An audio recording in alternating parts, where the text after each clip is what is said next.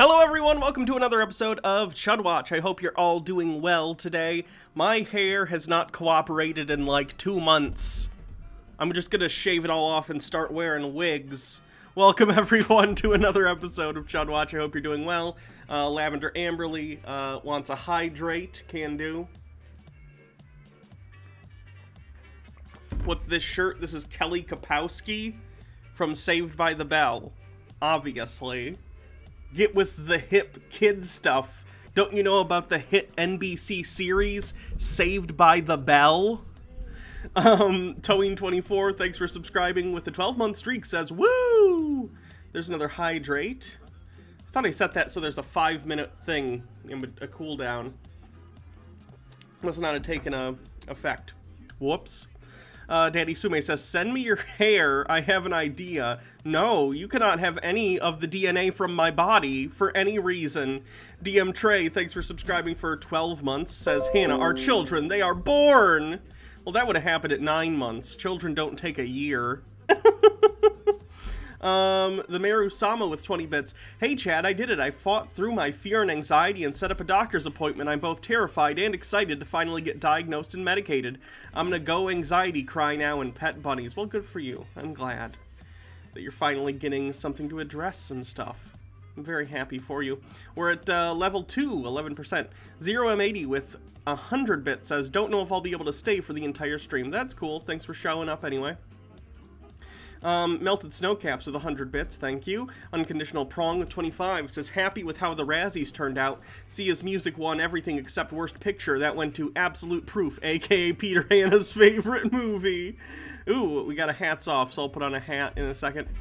Jody Girl 78, thank you for subscribing at Tier 1 for 4 months, says, I love Hannah Time. I love when you're here for Hannah Time, thank you. Do I have a link to the shirt? No, my friends got this for me. I didn't buy it. Mike Max says, a lot of things have happened on weekends. First, the Mortal Kombat movie was good. Hope the sequel is better. The Invisible Animated Superhero series, latest Fire, put me on edge. That's how good it was. Finally, Ben got wood. I repeat that Ben finally got wood. We must... warned his wife's boyfriend quickly that Ben at last got wood. Daddy Sume says, Hannah, clone army, I want to make a circus. You think even clones of me, would be effective in a circus setting? You don't understand me at all, Daddy Sume. Let me do the hat. We're at 11% to level 2. Oh, what do we want to do today? You know, I'm going to go with the headband, I think. I'm going to go with the tinfoil headband. That's headwear. Army of clowns. That would do. I could be a clown. Where's the headband? Where's the headband go? There it is. There we go. That's a good look.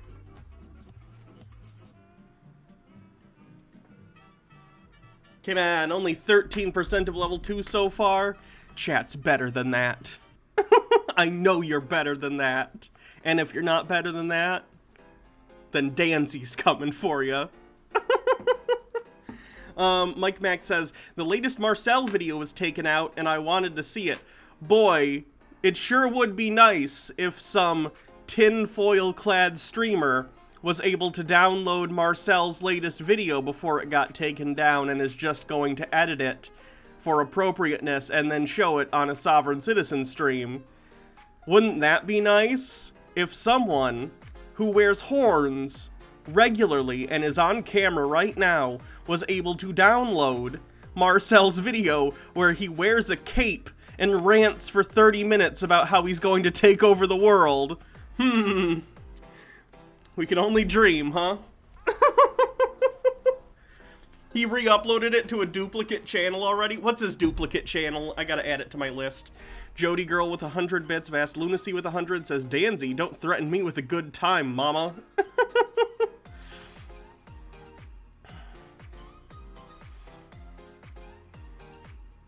Bumble Homestead with 500 bits says, Hannah, documenting Chud history. That's what I'm here for. I am basically Josephus, but cooler and with estrogen. Though I guess I don't know Josephus's hormone situation. Only a minute left, and we're only 53% to level 2. You're all failing. Not me, but yourselves, frankly.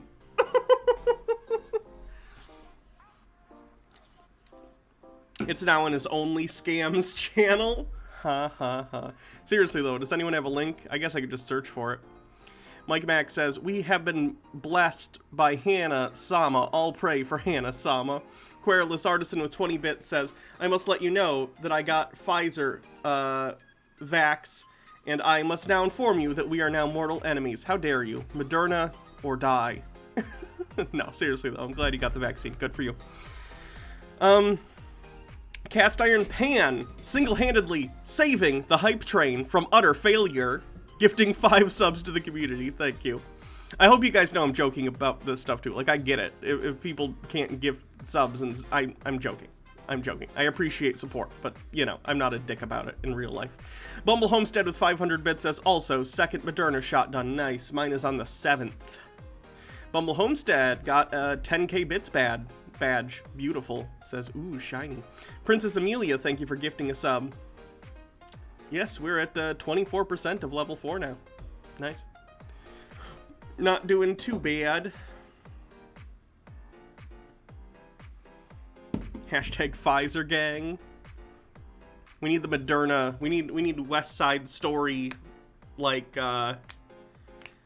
synchronized snapping towards each other. Once you're a jet all the way from your first cigarette to your last dying day, or whatever they say. TOMG, thank you for gifting 2 subs to the community. Appreciate it. Those are to Minty Aya and Sim Gems. Hope you enjoyed those subs. Doodleburb gifting 5 to the community. Thank you. Cast Iron Pan, thanks for gifting a sub to the community. Kirthan with 100. I tried watching Sovereign Citizen content on YouTube, and it just isn't as good without Hannah commentary. That's surprising. I feel like I've gotten a little redundant in my Sovcit commentary, because they all just do the same thing over and over and over again. Let me see if I can find Marcel's second channel. Doodleburb, thanks for 100 bits. Oh, we did it! We did 100% of level 5. We did it, chat. It was looking bleak in the beginning, but we pulled through. Fantastic. It's this one. Word on the streets. Ooh, he only has 4 subscribers. I'm subscriber number 5. You're welcome, Marcel. Tucker White says, and thus we begin another week of the existential horror that is life. Here's a case before the Supreme Court that should concern everybody. Privacy versus transparency. Supreme Court conservatives question California donor disclosure requirement. Oh boy. Wild Woods Den, thank you for gifting a sub. Color by Emmy with 20 bits says, falls through the door panting. I made it. Congrats. Thanks for coming to the stream. Bumble Homestead with 100 says, oh no, I do not like watching Chud stuff without Hannah to guide me through the deep dark woods. That's fair. Sky Comet Fallen says, I got my second vaccine shot. Congrats. Good for you. The Supreme Court justices on Monday leaned into a California requirement that charities disclose their donors in a high-profile case that pits advocates for transparency against those who say Americans should be able to give anonymously. Oh, that's not good. The appeal was brought by 2 conservative groups who said their donors fear retaliation. Yeah, well, don't be shitty then. Oof. That's not good. I guarantee that's going to go the wrong way. I shouldn't say guarantee. I don't want to be Tim Pool out here making, you know, predictions that don't come true. But seriously, I think they'll probably vote badly on that one. But yeah, this is Marcel's video, which he apparently put back up, where he wears a cape and threatens a ton of people. We can't watch it today because I got to edit it and take out all the N-words and F-slurs and doxing. Pyromancer says, watching Chuds with Hannah is like taking medicine with a spoonful of sugar. Oh, thank you. Tim shares your love of always wearing hats. No, Tim wears one hat. Or at least one type of hat. A beanie, okay? I am a hat connoisseur, okay? And that extends not only to hats, but other facial accessories, like silly steampunk glasses. You know what I'm saying? Like, don't compare me to Tim Pool. Tim Pool wishes he could get on my level.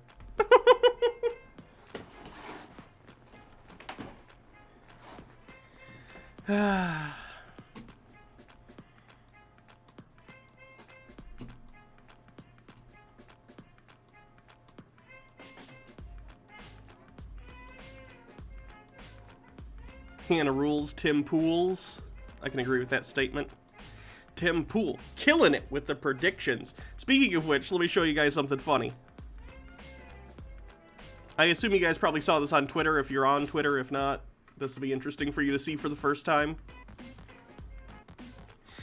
Tea with Goblin says it's 6:52 a.m. I'm hungover as shit and it's time to mock some chuds and wear some damn fine hats. Let's go. Hydrate and eat something greasy. Amori Miku says, I was wandering around Conservapedia this weekend because I got curious about whether or not they have an article on George Bernard Shaw. They didn't. The useless majors list is interesting. I'm sure it is. Tim Pool Receipts, I think, is the channel. Tim Pool Clips. No, it's the quartering receipts that does the quartering stuff. Tim Pool Clips that does the Tim Pool stuff.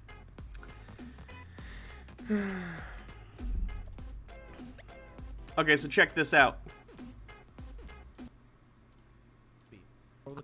It's looking. Remember when the election happened and we played the Tim Pool clip of him predicting Trump would win in like a 48 or 50 state landslide? Here he is on the Derek Chauvin trial. Mike Mack says, I wonder how many chuds were mad that Captain America is now black. Did you guys watch Falcon and the Winter Soldier? I liked it. I thought it wrapped up a little too quick. I think it could have used another couple episodes maybe. But overall, I liked it. I like Sam Wilson as Captain America. The suit's cool. It's looking to me like Chauvin's going to get acquitted, and it's also looking like he should be. I've mentioned it before, like, what if they're actually just flubbing this? But the reality is... I missed that, sorry. They're doing the best they can. There's no case. Chauvin should not have been charged. Not at all. Should the jury remain impartial and go through the evidence fairly, Derek Chauvin... I like that they always set it up that way, that if they are wrong and he is convicted, which he was, of course, it can't be that they were just wrong in their assertion of the case. It has to be that the jury was not impartial. It's very, very silly. Chauvin will be acquitted. Then when Chauvin is acquitted, people will say, how is that possible? The jurors must be racist. I genuinely believe this will result in an acquittal. Which is funny as far as projection goes, because he's doing the same thing in the opposite direction by saying, wait, he was convicted? The jury must hate white guys, or the jury must be tainted, or the jury must have felt threatened. It can't just be that he's wrong. It has to be nefarious. And he has put out videos that are trying to cast aspersions on this decision made by the jurors since the verdict came out. So, funny stuff. Acquittal on all charges. And so in the end, people will... They cut a virus subplot from Falcon and the Winter Soldier, which made it jumpy, rushed in some parts. Because of COVID, that's funny, considering the end of Falcon and the Winter Soldier is literally a bunch of political terrorists, which I guess is redundant, but terrorists storming a government building and trying to take government officials hostage. You'd think January happened and they'd already done the rewrites and editing, and they were like, oh, fuck. Why do they keep doing stuff to make me have to... Kind of funny. Didn't the state literally say third degree was too lenient because second degree had such a good case? I don't know. I didn't follow the case super closely, which is why I didn't make predictions on it, and I can admit that. I was too stressful. I didn't want to hear the bullshit coming out of the defense. Tucker White says, I wonder where Tim Pool gets all of this position that he's dumping in the well. Oh, sorry. I wonder where Tim Pool gets all this poison that he's dumping in the well. Habitual Dodo, thanks for subscribing for 4 months, says 4 months. Unisys, thank you for subscribing with 2 months, says hello. Hello to you as well. Dante Williams, thanks for subscribing with Prime. Expect a guilty verdict and they won't get it, and they'll say, aha, this proves the system is broken. It's the media doing it. I don't think I can see a conviction. I just don't. It seems like acquittal is all but guaranteed.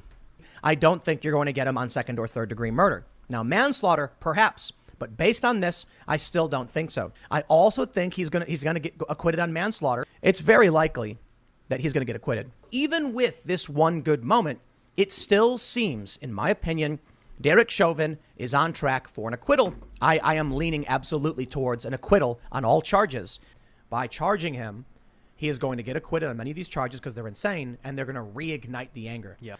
Do I think the beanie hides the tiny alien that pilots the human suit? No, an alien would be smarter than Tim Pool. Mike Max says, if people actually believe this, they must disagree on the court case during Jim Crow law with black people being accused by white jury, but no.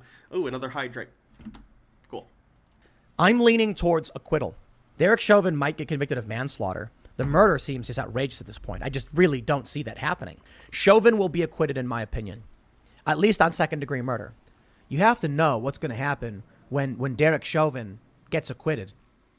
And he's going to be acquitted. He's going to be acquitted. He may not go free. He may still get convicted on one of the charges. Murder 2 ain't going to happen. The jury is going to go, on the charge of murder in the second degree, we find the defendant not guilty. As to count 1, unintentional second-degree murder while committing a felony, find the defendant guilty.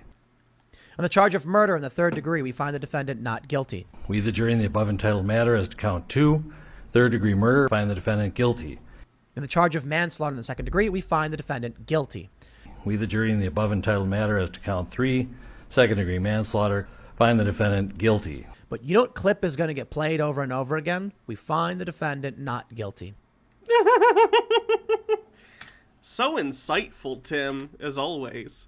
It's actually good. Tim should start selling like Chauvin. lottery numbers, but like not winning lottery numbers. He should just say, here's 1.5 million lottery numbers that definitely won't be picked, Von Tux with 100 bits says, what Tim, 49 states landside for Trump pool was wrong? Impossible. I know. It's so strange.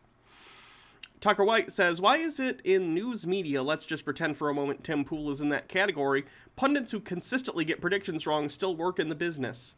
Because people are dumb. That's the answer to most issues.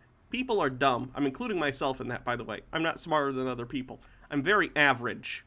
Maybe that's even aggrandizing to assume I'm average. But, people are stupid. We're all stupid. Did I see the Rick Santorum Birth of a Nation rewriting of history? Yeah, I did. It's weird that he's still trying to be relevant in the first place. Outside of, being the namesake of Santorum. Okay, so let's see what we got going on today. Classically, Abby is still doing her thing. She's got a video said, it's time to fight back against the left's censorship culture with 2,000 views. Wow. Great. Snortlings Hollow has a new episode on the existence of God, so we're going to go back to our edgy atheist days. It's going to be like it's 2012 all over again. Get ready for that. Why whole jokes abound. Mike Max says a fortune cookie has a pretty track record. I assume you're trying to say better track record than a conservative. Elliot Hulse has a video. Women show appreciation through submission. Probably going to check out some Conservapedia articles. Going to check out... Peter has a new video on election conspiracy stuff. The Quartering has a video where he defends authoritarian government in China for banning feminism from social media or something, and he thinks this is great, I guess. He'll probably meme about it and be like, I don't really like this. I don't like authoritarianism, but haha, isn't it funny that feminists are getting owned? Stuff like that. You get it. Let me put this under sovereign citizen stuff. Did I see Poop Girl 1350'd on Twitter the other day? That's the least shocking thing anyone has ever messaged me. Those are the least shocking series of words in a specific order that I've ever read. Of course she did. She's a Holocaust denier. She's like a neo-Nazi that's barely incognito. Of course she 1350'd. What's Terrence Williams been doing lately? Not much. He's just doing the same shtick, which is why I haven't covered him a lot recently. How many times can you just say, you're not funny? Like, it's not great criticism to just be like, well, that's not funny. That's not funny. That's not funny. You know, you get it at a certain point. We might jump in at some point and revisit him, but right now it's just, eh. She is a literal monarchist, that's true. Which is funny, because they used to be libertarian, which is why they have those colors on their channel, because those are libertarian colors. They're the colors of the no step on snake flag. And now she's a monarchist, which is the most stepped on a snick could be. So, I don't know. What are we going to start with? Should we start with Snortlings Hollow? Should we start with Conservapedia?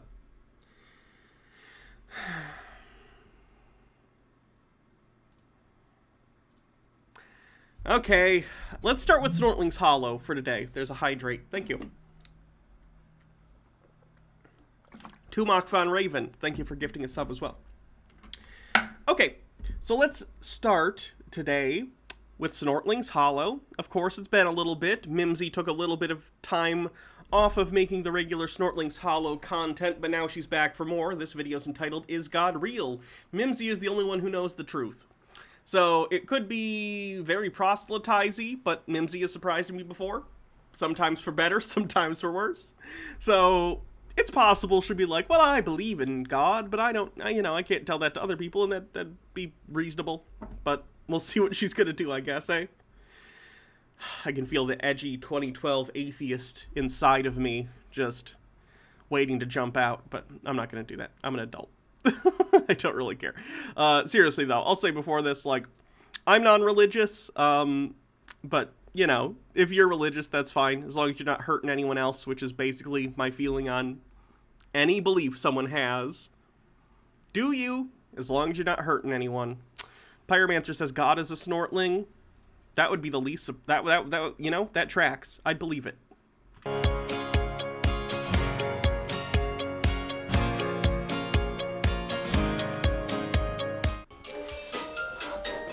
It's a beautiful day in Snortlings Hollow. You could learn a little something. Would you like to follow? They're pulling you left, but you might want to go right. Let's take a little trip and it could shed some light. If you don't agree with our point of view, you don't have to make a big to-do. Just watch another video. Who's stopping you?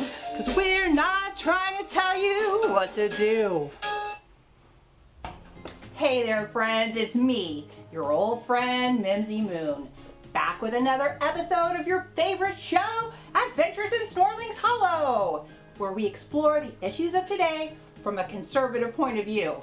Well, at least this conservative's point of view. I think did Mimsy lose some weight?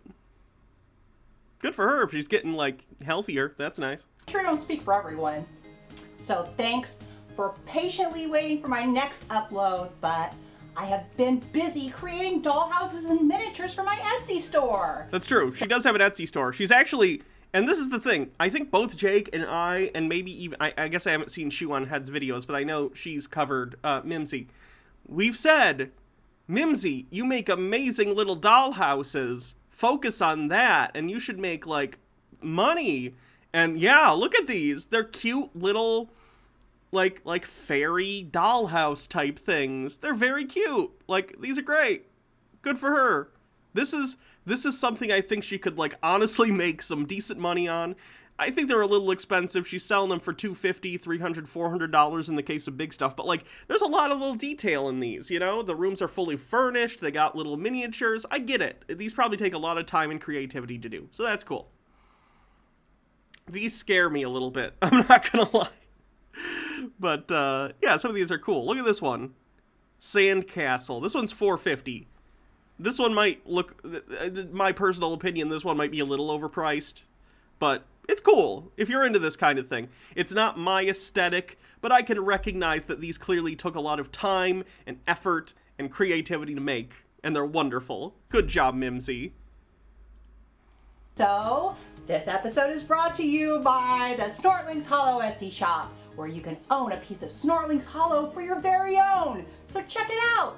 The link's below. Now, I asked Piper to join us today, but it looks like we're gonna have to go get her. No, you don't! I'm right here! Sorry I'm late! At least she put the thing down here that says I'm so fucking weird. Remember when this was supposed to, in the first, like, couple episodes, supposed to be a show for actual children? And now she's, like, casually throwing fucking in the captions? Nice. Hey friends, here she is, our co-host, Piper! Obo1, thanks for subscribing for 12 months, says happy anniversary, Hannah. Happy anniversary to you as well. Hello everyone! So, what have you been up to? Well, I've just been writing in my atheist blog. Oh no! A vlog, Piper's an atheist. Oh god. Did I tell you guys someone sent me? I asked for, like, jokingly, of course, I asked for Rule 34 Snortlings Hollow, and someone actually drew it for me.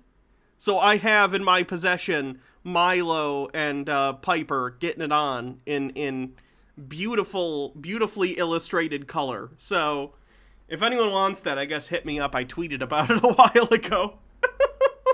Can't show it on stream for obvious reasons. Oh, you're in. Of course I saved it. You think I'm not? That's probably the only piece of Snortlings Hollow Rule 34 in existence. And you think I'm not gonna save that? I didn't say I'm gonna masturbate to it, but you know, I'm gonna save it. Atheist! I should have known. You want a link? Okay, well, no. Is that TOS? Can I send you a link to my Twitter where I put the picture? I'm not gonna risk it. It's on my Twitter if you want to go search for it. It's from quite a while ago. Why do you think so many people on the left are atheists?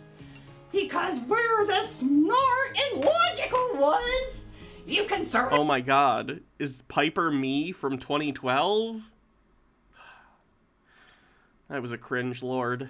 I mean, I still am, but you know, less of a dick, at least. Are all a bunch of superstitious dummies who think there's a guy with a white beard living in the clouds, judging you and controlling your lives.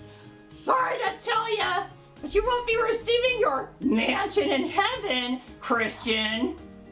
Hey, first of all, conservatives are more diverse than you think. I, for one, do not identify as a Christian. I believe in an infinite power of the universe and a creator, but I identify as spiritual, but not... It's like a deist. Coolio. I'm curious, what percentage of Republicans are Christian? I'd imagine this is going to be a pretty high number. Christians by political party. Republicans are 82% Christian, and 18% other, so that would include all other religions and non-religious individuals.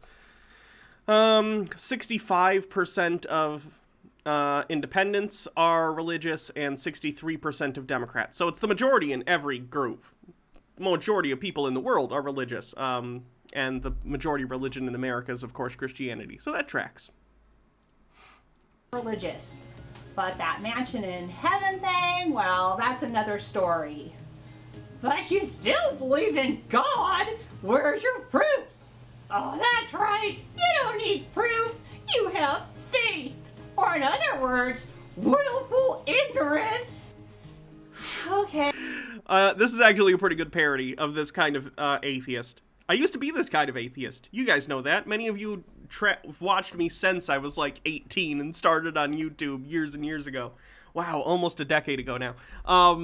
Yeah, that kind of stuff's cringe. It's completely okay to have like adult conversations about like spirituality and the philosophy of belief and the validity of religion as a literal truth.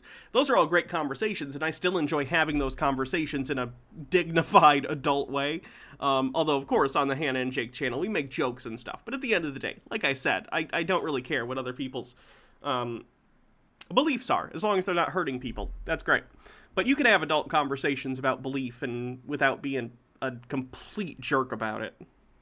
I hear ya. I have a little problem with the whole blind faith thing too. I mean, believe what we say without question or go to hell is not really my style either.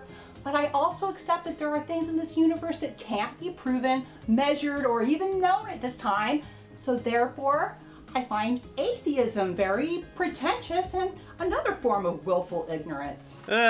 See, now she's kind of doing the same thing from the opposite avenue, though. Like, ooh, it's completely fine to not think atheism is true. Like, that's, of course. But, like, you're kind of doing the same thing by calling it intrinsically pretentious. Not really. Like, I'm an agnostic atheist, right? I think most people are agnostic who are atheists. Some people think these terms are mutually exclusive when they're not really. Gnosticism or agnosticism in this context basically means, like, agnosticism means I don't know versus Gnosticism meaning I know for sure. So when I say, like, I'm an agnostic atheist, it means I don't know there's not a God, but I don't think there is either. Because I don't think there's evidence for it. If you think there is, that's your business. That's fine. Again, as long as you're not hurting other people. Totally cool. But that's just where I stand, and I don't think that's a pretentious position at all. Like, if you have evidence that a specific deity exists, that's great. Show it to me. I'd want to know if that were the case. I just don't happen to think it's a thing. But, whatever. Ha! As if! And we're barely into this conversation and you've already contradicted yourself. You don't believe in faith, yet you have no facts. How can you claim to believe in anything? Well, I do have faith, just not blind faith.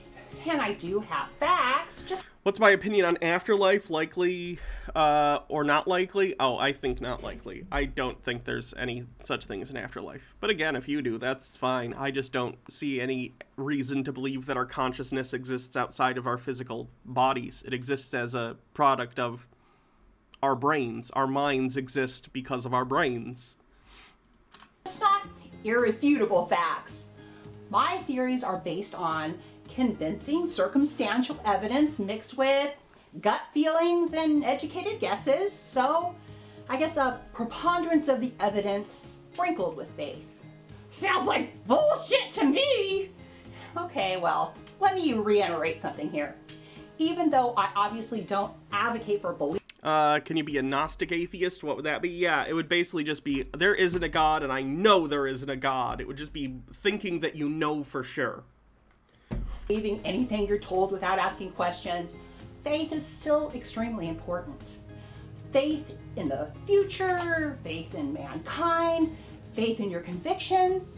In fact, you need faith in order to have success.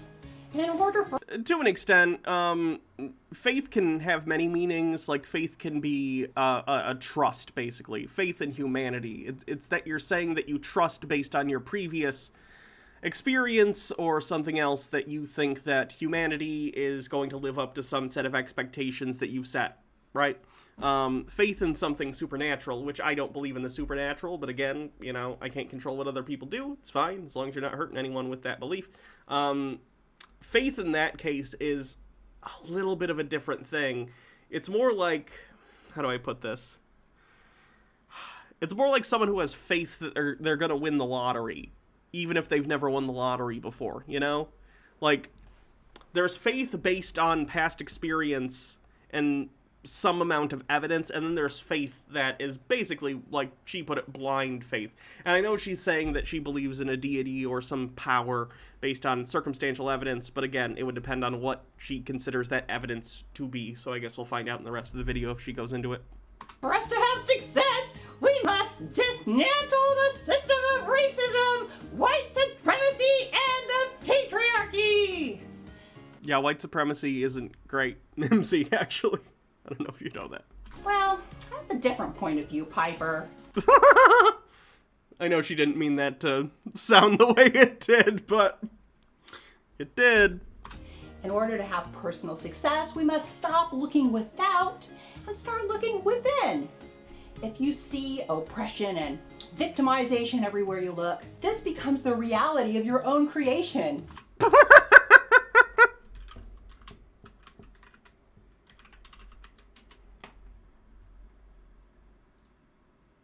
Oops.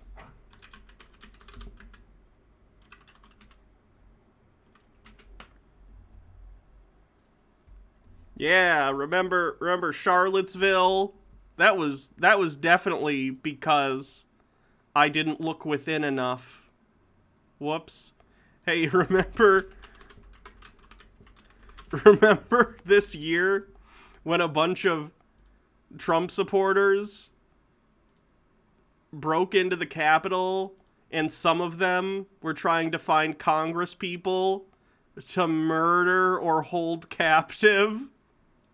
That was definitely because I just didn't introspect enough. That's my fault. Sorry, everyone. And this brings me to another aspect of my belief system, the law of attraction. Oh no! She believes. Oh no! Oh god! I didn't think we were gonna get into this. Daddy Sume with some sort of link. I reject your reality and substitute my own. So for those who don't know what the law of attraction is, I gotta take these off. They're giving me a headache. Oh, they're pulling on my hair. That's not great. That probably made my hair look very stupid. I'll fix that in a sec. The law of attraction is basically The Secret, if you're aware of the book The Secret. It's the idea that if you put ideas out into the universe, then those things will come to you naturally. So, if you want a husband, you just start, like, constantly thinking about that you want a husband or a spouse or a girlfriend or boyfriend or whatever, and then that'll happen magically. Or if you want a promotion at work, you just put that out into the universe, and then that'll happen. It's sort of, non-denominational version of prayer, basically. I left a real big indent on my nose where the bridge of that was. Yeah, witchcraft light. It's the idea that you'll, put energies out into the world, and the world will send those energies back in the form of whatever you were focusing on. Now, the reason that sometimes this will appear to work is because if you're focusing all the time on, I really want that promotion at work, I really want that promotion at work, I really want that promotion at work, you're probably going to focus on your work more. You're probably going to be more successful at it because that's the focus and the thing you're putting the most time and energy into because you're thinking about it all the time, which will lead to better results. But that's not how stuff like this tends to explain it. It's not just put concerted effort towards things and you'll have a higher likelihood of achieving them. It's making it a woo-woo, like, supernatural thing where they believe that there's some cosmic force that is creating that success and it's not just you putting effort in. Which I don't think is great. Again, people can believe what they want to believe, but this is not true. It's just not. Or that, you did a whole show on it. I sure did. Our friends should go check it out. Hey, aren't you going to tell me why you have to have faith to be successful? I'm getting to that. Faith is probably the most important element of the law of attraction. In fact, your ability to manifest your desires is in direct correlation to the amount of faith you have that they'll be manifested. That's just the idea that fake it till you make it, basically. If you're confident in your ability to do something, then you will have more ease in which you will attempt to do things, and the more you attempt to do things, the higher likelihood you're going to succeed. You need to believe beyond a shadow of a doubt that what you want in life is on its way, and you must behave as if you already have it. Personally, it's my own self-doubt and lack of faith in my own convictions that hold me back, but it can be a tough circle to break. It's funny that people who have the most success with the law of attraction aren't really critical thinkers. I guess sometimes blind faith can serve you well. I actually have a great example of this. Save it for real talk! I ain't trying to hear that! Doesn't your belief in all this new age crap contradict your belief in God? No, I think it complements it. I believe the law of attraction is a mechanism given to us by the Creator. It's why we're taught to pray. Prayer is very effective in that it activates this natural law. You ask for your desires to be fulfilled, and then you give it over to God. And how This is actually interesting. There was a study done on the efficacy of prayer on people getting treatment for disease. I don't remember if it was cancer or if it was just a smattering of different disease, whatever. They had two groups.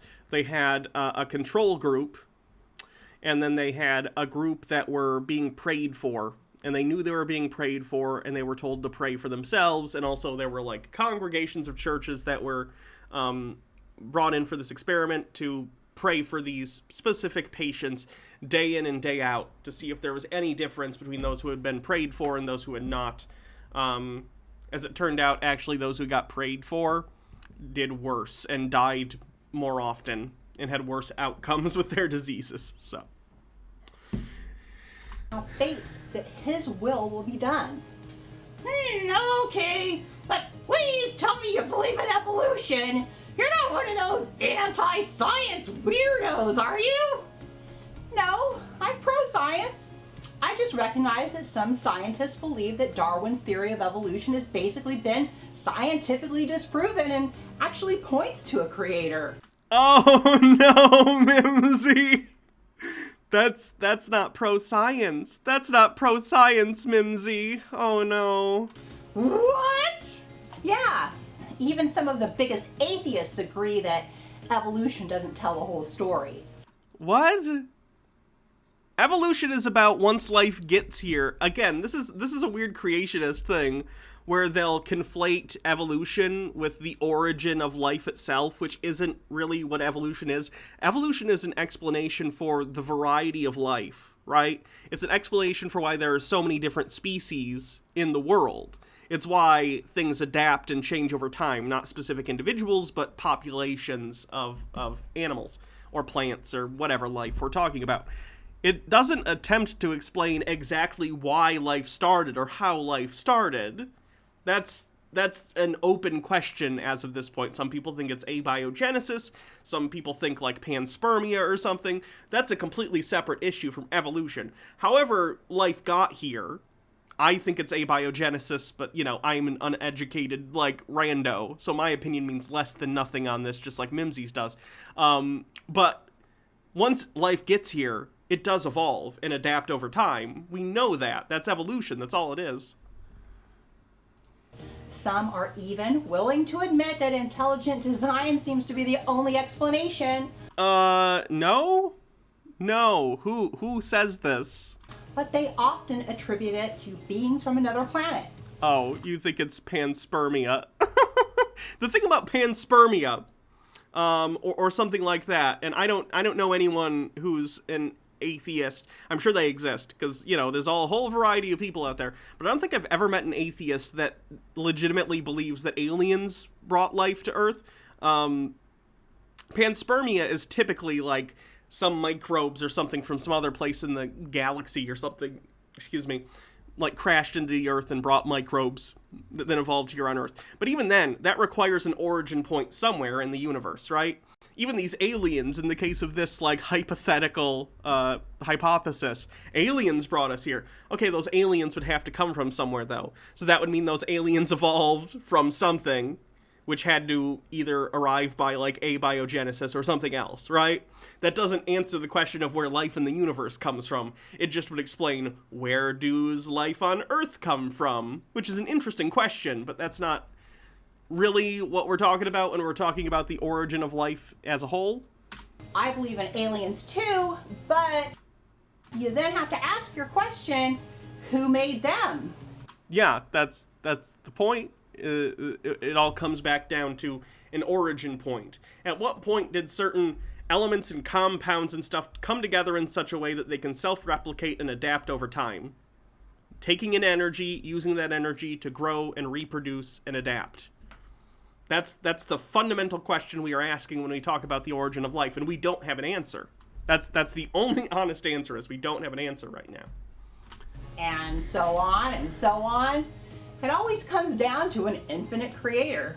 They just Not necessarily. No. Again, I'm not against anyone's beliefs as long as they're not hurting other people. But you also need to recognize that it's a religious belief, and that's fine. You can have your own particular religious beliefs. Everyone has a right to that, but that's not a scientific stance. refuse to call this God. I'll put some links to what I'm talking about below. I wonder what the links are to. Law of Attraction, Spirit Radio.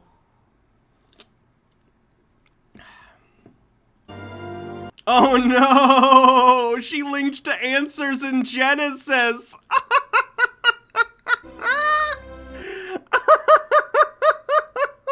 It's so much worse than I thought! It's Ken Ham's Creationist Museum Ark Encounter organization. Oh, Mimsy, no. Oh, Wait, You believe in aliens? Well, yes, I do. I believe they've been visiting Earth since the beginning of time. Oh no, Mimsy! Look, chat, I believe humans are probably not the only life in the universe. There's probably life elsewhere. If life came to exist here somehow, based on the size of the universe, life probably has or will existed or does exist somewhere else in the universe, somewhere. Maybe it's abundant, maybe it's not. I guess that's relative. But I don't think aliens have ever visited Earth. The distances we're talking about between planets, between galaxies, is so astronomical. Again, maybe I'm wrong. Who knows? Maybe in the future we'll find out something and I'm just completely wrong and that's fine. But based on the evidence we have now and our understanding of how things work, it's very unlikely that any sort of intelligent alien that we would recognize as intelligent has visited the Earth. Her and Peter should hang out. And that they influence the teachings of the Bible, and they know the truth about God and the afterlife. Oh God, did she learn everything she believes from ancient aliens and The Secret? The afterlife? Mimsy, you're more of a wackadoo than I ever imagined. I also believe in spirits and mediums Oh God, she believes in ghosts! and reincarnation. Wait, you believe in reincarnation and some other kind of afterlife? How does that work? Is it like a... Oh God. Is it a defending your life situation? Is it a what dreams may come situation? Which movie is this closest to, Mimsy? That's my only frame of reference. Ah! How? Well, maybe I just don't want to live in a world where these possibilities don't exist. Okay. But, like, that's an argument for... Again, be clear. Because we're in this discussion, I'm having this discussion with her. Not discussion, but because this is the nature of the channel. I would not harass people in real life about their beliefs. People can have their beliefs, that's fine. But we're here and we're having this discussion. I just want to be clear about that. I'm not trying to be edgy, atheist, whatever. We're having a discussion about Mimsy's beliefs and how they relate to reality. Okay? Cool. What did she just say? I actually completely forgot. Well, maybe I just don't want to live in a world where these possibilities don't exist. Ah, okay. I don't mean to be the person that does the fallacy, but that's called an argument from consequences. If your only reason for believing something, or your main reason for believing something, is that if that thing isn't true, it makes you sad, that's not a good argument for why it exists, and that's not a good reason to believe something exists. But mostly, I've listened. Like, imagine if I made an argument that said, like, oh man, I think secretly, Superman is real and he's protecting all of us, because if Superman wasn't real, I wouldn't want to live in a world without Superman. Like, that's not an argument for Superman existing. That's just me being bummed out that reality doesn't conform to my wants, you know? Listen to many first-hand accounts from Speaking of which, Superman and Lois, which is the new Superman show, is pretty good. Check it out. credible people The first episode's a little rough. The pilot, but it gets better after that. who have communicated with aliens. It is a CW show, though, so bear that in mind. But it is the best CW show I've seen. Much better than, like, The Flash, which I also enjoy, but Superman's better. And spirits, and have had near-death experiences and remember past lives. Sometimes there's even physical evidence that can't be explained. Sort of. STH says I have bad news, Hannah. What's the bad news? You can say that these people are all liars and that the evidence has all been faked, but I don't personally believe that it can be dismissed that way. So, basically, like I said before, I base my belief system around what I consider a preponderance of evidence, and you can think that makes me a superstitious wackadoo. I'm okay with that. You are free to have your own beliefs. Superman doesn't exist? Don't lie to me. Don't lie to me in my own chat. And I'm comfortable with mine. Great, that's cool. The only problem is, Mimsy, is you also and I would hope your spirituality isn't the reason for this, but you tend to be kind of homophobic and you slut shame a lot, and I'm wondering if the origin of that, any of it, is maybe your religious beliefs. And that's what I'm talking about when I say it's great for everyone to have beliefs. If you have them, that's awesome. Like, that's cool. I'm cool with that. You have every right to do so. No problem. But when you start to hurt people with those beliefs and start to discriminate against people and badmouth people based on those beliefs, gets a little bit of an issue, right? You probably need to re-examine those specific beliefs. Free to have my own beliefs, huh? Then why are you even telling me this? Aren't you trying to indoctrinate me into your cult or something? Me? No. But that is a good question. Why am I even talking about this? Why do any of us with a channel on YouTube talk about our feelings or our beliefs? We just desire to be heard, I guess. Sure. It's probably something about us being social creatures and the release of dopamine or something. So maybe some people have a desire for power or control or to manipulate others, but that's really not me. Perhaps I'm seeking validation. So, friends, why do we get on? That's basically everyone on YouTube. If you're making YouTube videos or streaming, your parents didn't love you enough. True story. Me included. Here and tell people how we feel. Let me know your views That's a joke, obviously. I don't really think that. in the comments below. You said earlier that getting a mansion in heaven is another story. Do you really believe that or something? Well, you know, Piper, in a way I kind of do. Let me explain it this way. You know how the Bible teaches that in order to get to heaven, you shouldn't commit sins? But since we're all human, we get a loophole. We turn it over to God and believe that Jesus died for our sins, and we repent, and Jesus will remove our sin. I respect those who take this literally, but I have a different theory. I do believe this is ancient knowledge given to us from beings much wiser than us. Oh, so she thinks that Christianity was invented by aliens to teach people morals? Interesting. MH Darkbeast says, but now all of your children love you. Thank you. Told to us in a way that was easy to understand. I believe in order for our I feel like it would be easier to explain, hey, we're from another place. Maybe not planet, because people didn't understand planets at the time. They thought they were like wandering stars. Be like, we're from a faraway land. Look at our amazing technology. And then they can pull out like a ray gun and dissolve a rock or something. And people will be like, ooh, magic. And they'll be like, hey, so we're from a different place and we're really smart. You should do these things because look at how much cool stuff we can do. If you want to do these things, then don't kill each other, especially because of different belief systems. Don't enslave people. Don't treat women badly, or anyone for that matter, really. Just be chill, right? Like, you'd think that'd be easier than, all right, we gotta concoct a story about a carpenter who's magic, who goes in around Jerusalem and the area. He goes around the whole area and he does miracles, and then he gets killed by the Romans, and then, you know, there's some slave rebellions, and then Constantine decides to make Christianity the, you get it. It's a 5-step plan. There's a potential for some crusades in there, but we're gonna hope we avoid the crusades. Our souls to ascend to, let's say, a higher dimension, you must have a matching vibration. Oh no, she's into the spirit science stuff. This video should be on Tinfoil Tuesday. If you go around hurting others and hurting yourself, you're gonna feel shitty and your vibrational energy won't be in sync with the good place. Now, I don't believe in a literal hell, but I do believe there are many dimensional levels on the other side. Cool, so, like, I can be a total slut then, Mimsy?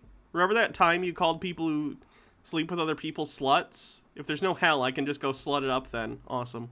And if your soul is in a bad state when you pass, you're gonna end up in a lower level and some kind of hell of your own making. And you're gonna need to be rehabilitated. But if you believe with all of your heart that your indiscretions have been forgiven, you're gonna feel pretty good and you're gonna end up on a higher level in a heaven of your own making. I always say that your life is what you make it, but in the afterlife, this is more true than ever. And you can have that mansion in heaven if you so desire. Well, I want you to put a link to my blog in the description. I can't wait to tell. Did she make a fake Piper blog? Because that would be amazing if she made a parody, edgy Piper puppet atheist. No, I don't think she did. That's a shame. Everyone how stupid they are if they believe in God. Yeah, that's something I'm trying to understand. There's a lot of atheist content out there, and a lot of it tries to make people feel stupid for believing in God. I actually agree with that, and I was participating in that for a really long period of time, and I don't think that's the way to go at all. That's a really stupid way to go about it. Because the vast majority of people on Earth are Christian, right? Brilliant people are Christians or other religions or have been in the past. Incredibly intelligent people can be religious. Someone can be intelligent and also just be wrong about specific beliefs that they hold. Like Isaac Newton was into biblical numerology and thought via alchemy he could turn lead into gold, right? Like, there can be intelligent people that believe certain things that just happen to not be true for a variety of reasons because we're all human beings and our perceptions are subject to fault. That's fine. There's nothing wrong with that. You can have an adult conversation with people if you so choose about their beliefs without trying to win the argument by denigrating their intelligence level or how you perceive their intelligence level. It's just stupid and it makes you look like a jackass, frankly, so don't do it. But what is the motivation? Jaded Jackal says, to be fair, your and Jake's content was very cathartic to a young atheist like myself back in the day. I'm sure it was, because a lot of people when they first become non-religious get really frustrated because it feels like to you that it's obvious, you know, that these certain beliefs aren't true or whatever. And to an extent, I think we all still think that. But everyone has different experiences and perceptions, and everyone has their own blinders. I'm sure I have my own on a variety of topics. But, like, just going into a conversation and calling people stupid or acting like they're less intelligent than you just because of this specific belief system, whether or not it's true about specific people, irrelevant. Completely irrelevant to the conversation. That's not what you're talking about. There are tons of intelligent religious people. Tons of them. So if you want to talk about a specific topic, like their belief system, then do that. But engage as an adult and don't just try and insult someone into winning an argument or owning, you know, the religious person. It's juvenile, to say the least. Motivation for this? I mean, Am I saying hitch slaps are not productive? Yes. Yes, I am. I can see why you would want to convince someone not to hurt or discriminate against someone in the name of God, but I don't think that's really what most believers are really like these days. So, other than that, why would you want to lead someone away from something that doesn't hurt anyone? That assumes it doesn't hurt anyone, when a lot of times people's beliefs can lead them to bad conclusions. Like, I have no problem with, like I said, people's belief systems as long as they don't hurt anyone. But if we look at, there's another hydrate. But if we look at evangelical Christianity in the United States, for instance, you can wind up with groups of people who because of their beliefs, think that hating people in the LGBT community is valid and that it is righteous because their religion or their pastor tells them to do so. That's where we run into issues, where people start using their spiritual, faith-based beliefs to hate others and to harm others, whether it be through policy or some other physical action, like beating someone up because they perceive them as gay or something. You know how that kind of thing goes. It's just, beliefs are beliefs and they're fine. Once those beliefs become action that harm other people, that's an issue. And I think it's completely valid to bring up that issue because it pervades human society. Like, and it's not just a religious thing. This happens in any belief that people hold very dearly, right? Religious or not. That belief can lead people down bad paths where they end up demonizing certain groups of people and want to hurt them because of their perceptions of those people that they were led to by those beliefs. And it's always good to introspect about that and check yourself to make sure that you're not falling down that same hole that so many people fall down. It's just not good. And it gives them peace and comfort and meaning in their life. believing in an afterlife gives me more peace than believing that when you die, you just become worm food and that's it, ever could. There's a Tumblr post floating around about how the atheism of LGBTIQ people, women and people of color, is often different to that of cishet white men because it is often, but not always, a response to religious misogyny, queerphobia, racism, rather than a Dawkins-style conviction about rationality. That's a fair point. That makes some sense. There's a stripe of people who are non-religious and who talk about it, who almost like, and again, I think rationality and like logic are wonderful things. They're wonderful tools in argumentation and to learn things about the world around us. But there are some people who basically fetishize the concept to the point where it almost becomes a catch-all, even when they're not being logical or rational. They'll just slap, logic on a t-shirt or rationality on their argument as a coding as opposed to the actual, substance of the argument. And they think it wins all the time. And this, I think, led to a lot of people like Sargon and the anti-SJW, skeptic, air quotes, who came out of the atheist community in the 2012, 13, 14 era, stuff like that. It becomes a huge issue, right? So, yeah, I think there's definitely a difference. There's a certain subset of non-religious people who think they're, owning people by, discussing their beliefs as opposed to actually trying to come to some sort of understanding or consensus, or even just an understanding of other people's beliefs. It's not good. I got a lot to say here. I don't want to tell the kids that Santa isn't real. Yeah, why don't you go kick some puppies or something? Are you telling me to leave? Because I'll go. No, Piper, I'm kidding. Why don't you come with me on an adventure to Snortlings Hollow? Okay, I can do that. Alrighty then. To the lab! Are we gonna meet God Snortling? Is there a Snortling God? Okay, are you ready to go, Piper? Still love that Yeah, robe. let me just get in Or the cloak. Zone! You got some kind of crazy nickname for me today? Oh, like Madam Wackadoo? I think you could do better than that. Mimsy! That's some kind of eternally creative nickname. The salt lamp makes more sense now. Some people put spiritual significance into the salt lamp thing. They think it produces certain vibrations of energy and stuff. And if she's into that, the salt lamp makes more sense. One time I licked a salt lamp in a Bed Bath & Beyond. That was long before COVID. And I was 20. It was salty. Machine, why's it always gotta be up to me? Maybe someone in our audience can come up with... Did it give me magic powers? Fun fact, the salt lamp actually made me trans. That's the moment I became trans, is when I licked the salt lamp. a good nickname for you. In fact, tell me a good nickname for Madam Conservatard over here. Ooh. And I'll put it in our next show and Yikes, give you Piper. a shout out. Okay, sounds like a great idea. So, here we go. Join me on our magical journey through another dimension and another time and place. Allow your imagination to travel with me to the enchanted land of Snortlings Hollow. We've all been there, standing in a Bed Bath & Beyond, licking salt lamps, realizing we're trans. And here we are, right in front of the... What the fuck?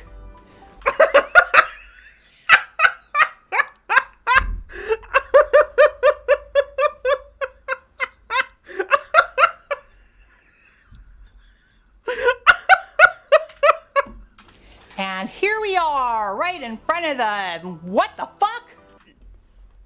Remember when this was a kid show? I'm so glad it's not a kid show anymore. It's so much better. Where are we? Ha! Avatar Mimsy says the F word. Well, apparently. I was just surprised. We usually materialize in front of the Beaver Clan Gazette. Well, I think my active imagination may have directed us towards the general store because Avatar Piper wants to go shopping. Hey, Look at this cute little, and I gotta give her props again. Look at this cute little general store she made with all the miniatures. She got like a miniature, and I assume you can buy like mini things for miniatures online or at craft stores, but still, they're so cool. Like, look, there's a little thing of like Coca-Cola, there's a gumball machine. In the back, there's like little boxes of Ritz crackers and Oreos and saltines and little boxes of cereal. It's so cool. Otto, I think my friend here would like to have a look around. Perfect face for the cashier, by the way. Spot on, Mimsy. Well, certainly. Hello, Mimsy and Piper. Do we know you? I think what she meant. Can I link her Etsy? Yes, I can. I have no problem linking to her Etsy because she is very talented at the miniatures. Means to say is, I don't think we've been introduced. Oh, I'm sorry, I'm Herman. Everyone knows who you are. I've been wanting to meet you. Well, it's nice to meet you, Herman. Yeah, sure. What have you two been up to today? Well, we just arrived here in your lovely township. Yeah, and before that, Mimsy was telling me how she believes in God and ghosts and aliens and stuff. Crazy, huh? Well, when you say aliens, what are you talking about? Hello, Baha. You know, those guys with the big black slanted eyes and the big heads. Oh, it sounds like you're talking about the Zeta Reticuli. The who, the what, the? Yeah, Piper. I actually have a family of Zeta living right next door to me. Would you like to meet them? Wow, we sure would. But shopping! This is a really nice place you got here, Herman. Yeah, it's great. So where are these aliens? I think they prefer to be called Zetas, Piper. Let me walk next door and make sure they're home. Are we actually going to be meeting actual aliens? This is kind of freaking me out. I know how you feel, but you have to be careful not to be rude. You, of all people, don't want to come off as xenophobic, do you? What turn? This was about religion. Why are we visiting aliens who are the neighbors? We got used to seeing weeblings, winglings, snoglings, and squinklings. So what's the difference? Heck, I even saw some talking bears at one of the rallies.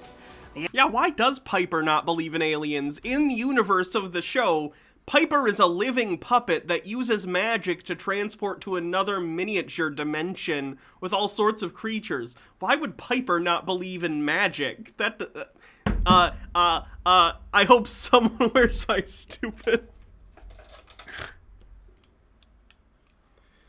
I really hope someone got fired for that blunder. Cinema sins, ding. Yeah, what was up with that? Okay, they said to come right over. Okay, let's go. Mimsy? Yes. Piper, I'd like you to meet Chuck. Oh no, I gotta switch hats. Dang it, I liked this one. Okay. Got a hats off redemption.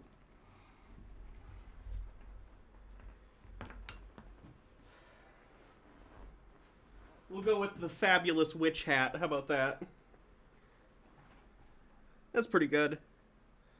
I think this fits the mood. Yeah? That'll do. Betty and their daughter Sally. Hi! Nice to meet you. Hydrate. I can hear them in my head! They're not even moving their mouths! So, how did you know I was gonna... okay, yes, I can sure understand why. She's not gonna voice over the aliens, they're just gonna talk in her head and we can't hear them? That's a choice. I'm sorry, what exactly is going on here? Well, the Zetas communicate telepathically. Do I still have the same P.O. box? I do. Let me do the command for it. P.O. box. There is the address in the stream chat. We're probably going to do an unboxing sometime in the next couple weeks, maybe 3 weeks. They actually already know what you're gonna say as soon as you think it. It takes some getting used to. Well, I don't like it. Piper, you're being rude. I was just thinking that I was surprised by their names, and Chuck explained that they decided to change their original names, move into this house, and try to take on some of the local customs to better assimilate to this dimension. Yes, their interdimensional spacecraft crashed here a couple of years ago, and... Oh, okay. Oh, I'm sorry to hear that. Can I ask you to, no? Oh, okay, I understand. Well, yeah, I'm sure the Snortlings are glad to have you. Yes, there was a falling out between Chuck's family and his people, but he prefers not to talk about it. Chuck is a sex criminal back on his home planet, so we don't like to talk about it. Hardly seems fair considering he can literally read our minds. But hey, their people's loss is our gain. We Yeah, it's a good aliens rhetoric. Yeah, I caught that. sure do enjoy having them. Well, Chuck, Betty, Sally, you have certainly made a lovely home for yourselves here. You fit right in. Nice.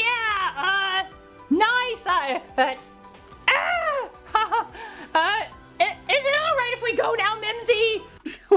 Piper is a literal puppet that fucks. Why is she made so uncomfortable by these aliens? No offense. It was so nice. Is the joke just like, liberals are the real racists? Is that the joke? Nice to meet you. Yeah, bye-bye. Come on, Mimsy.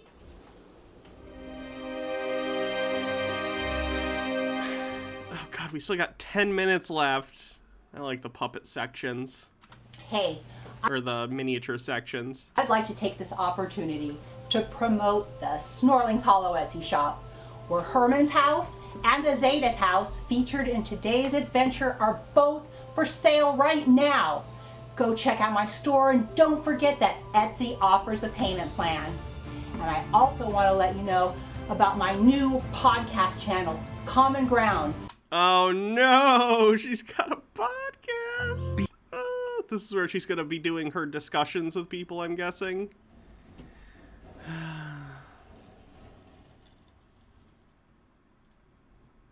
Created by my liberal friend James LaCroix and I. We will be talking about all the hot button topics of How much are they? The most expensive one on the Etsy store right now, I think, is like $4.50. today from a liberal and a conservative They're well made. Like, if you're into little miniatures like that, I don't know how much time and materials go into them, but point of view, and we'll be looking for great guests. So let me know if there's a topic you're passionate about, and maybe you'll be a guest on our show. We've done one episode already, so go check it out. Links below.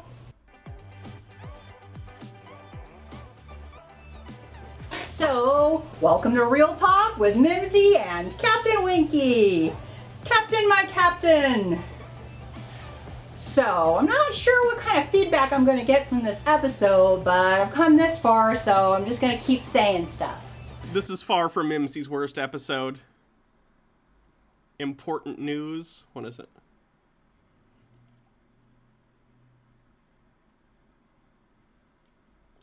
Texas gains 2 seats in Congress, while New York, California, and 5 other states lose seats. Oh boy, that's not good. Yikerinos. Decrease in population.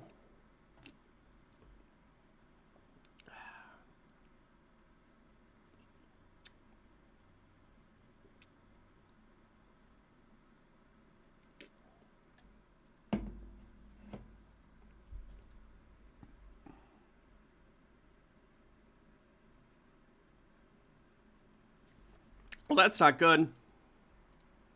Hello. Oops, wrong one. So another thing I believe is that we consciously choose the person we are, the type of family Yeah, we I saw Michigan was on the list of losing one too. have, and some scenarios that we could experience before we incarnate on this earth. Sometimes we choose a difficult life and sometimes we choose an easier one, depending on what we want to learn and what we want to get out of it. Time is experienced much differently on the other side. Some say that time doesn't exist, but I have trouble grasping that concept.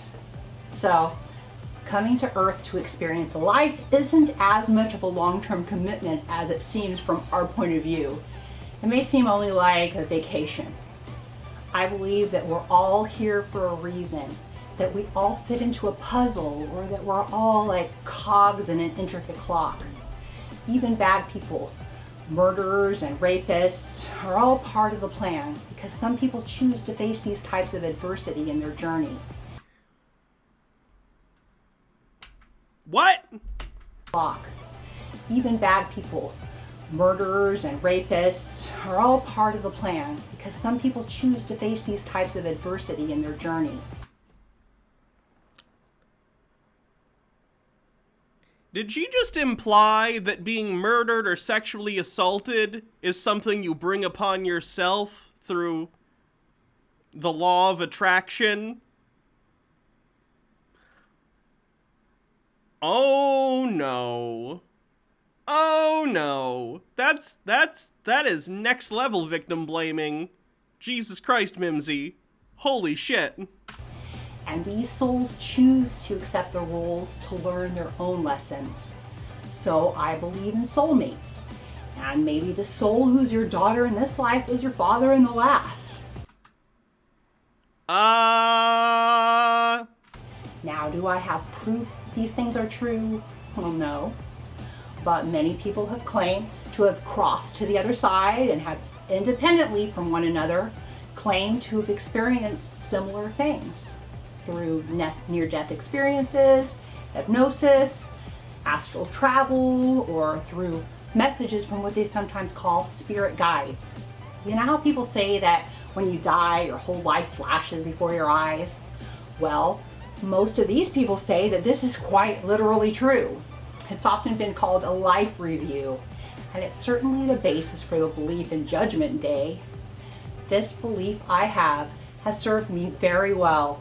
It allows me to be very forgiving of myself and others. It's easier for me to handle difficulties in my life because I see them as necessary and an opportunity for growth. I don't have a lot of stress because I know that whatever happens was meant to be. I never wonder why bad things happen to good people or why God is punishing us. I like my set of beliefs because I never have to self-examine why the world exists the way it does. It's nice not having to think. And I don't try to control the other people in my life because I realize they are following their own life path. Fellow travelers, you know? And as far as an afterlife, there have been some very incredible and very convincing things happen in this world that can't be easily explained. I'll put a link below to a video about a ghost writing on Polaroid film. It's a ghost writing on Polaroid film.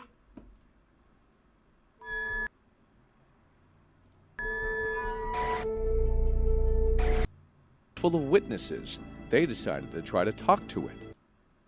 Throughout the years, they asked, "Are you here?" And the answer was, yes. That just changed everything. It's one. They have accumulated. They're faking it. They're faking that.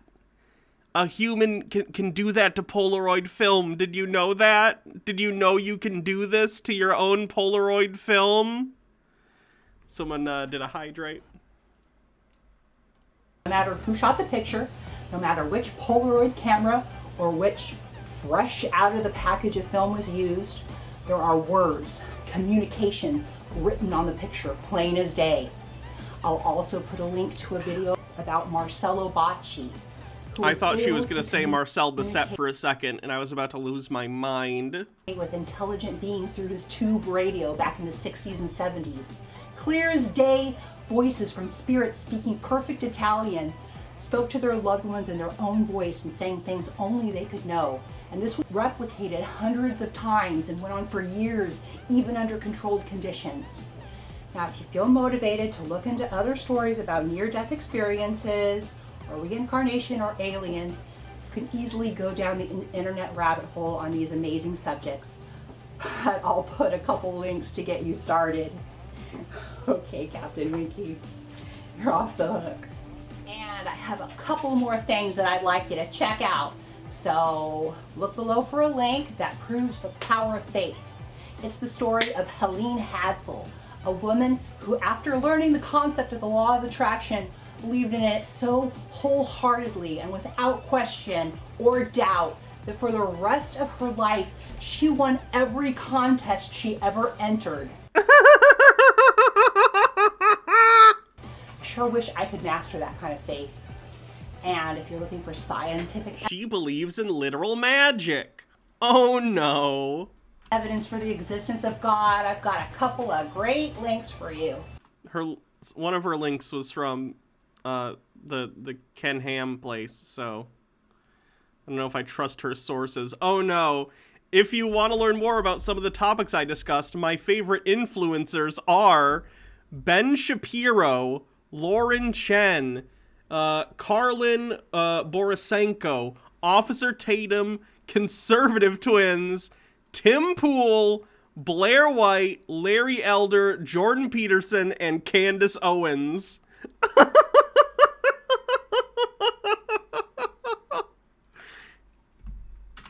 I think that speaks for itself. I definitely recommend the one titled Science Confirms the Bible.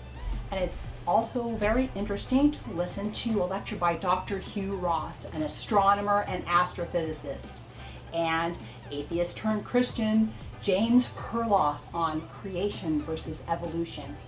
So again, why am I telling you all this? Am I trying to impose my beliefs on you? Well, no.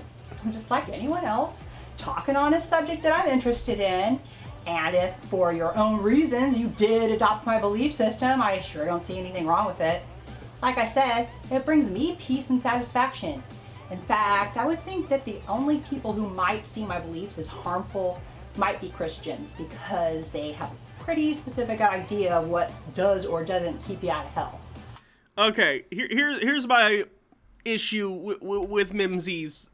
You know, this is a 30-minute video, and there's basically one thing that I really take moral issue with, and that's the victim blaming aspect. The idea that she thinks that if you get assaulted or attacked or murdered, that it's like your own fault and that you brought that upon yourself somehow by putting out into the universe. Like, that's ridiculous.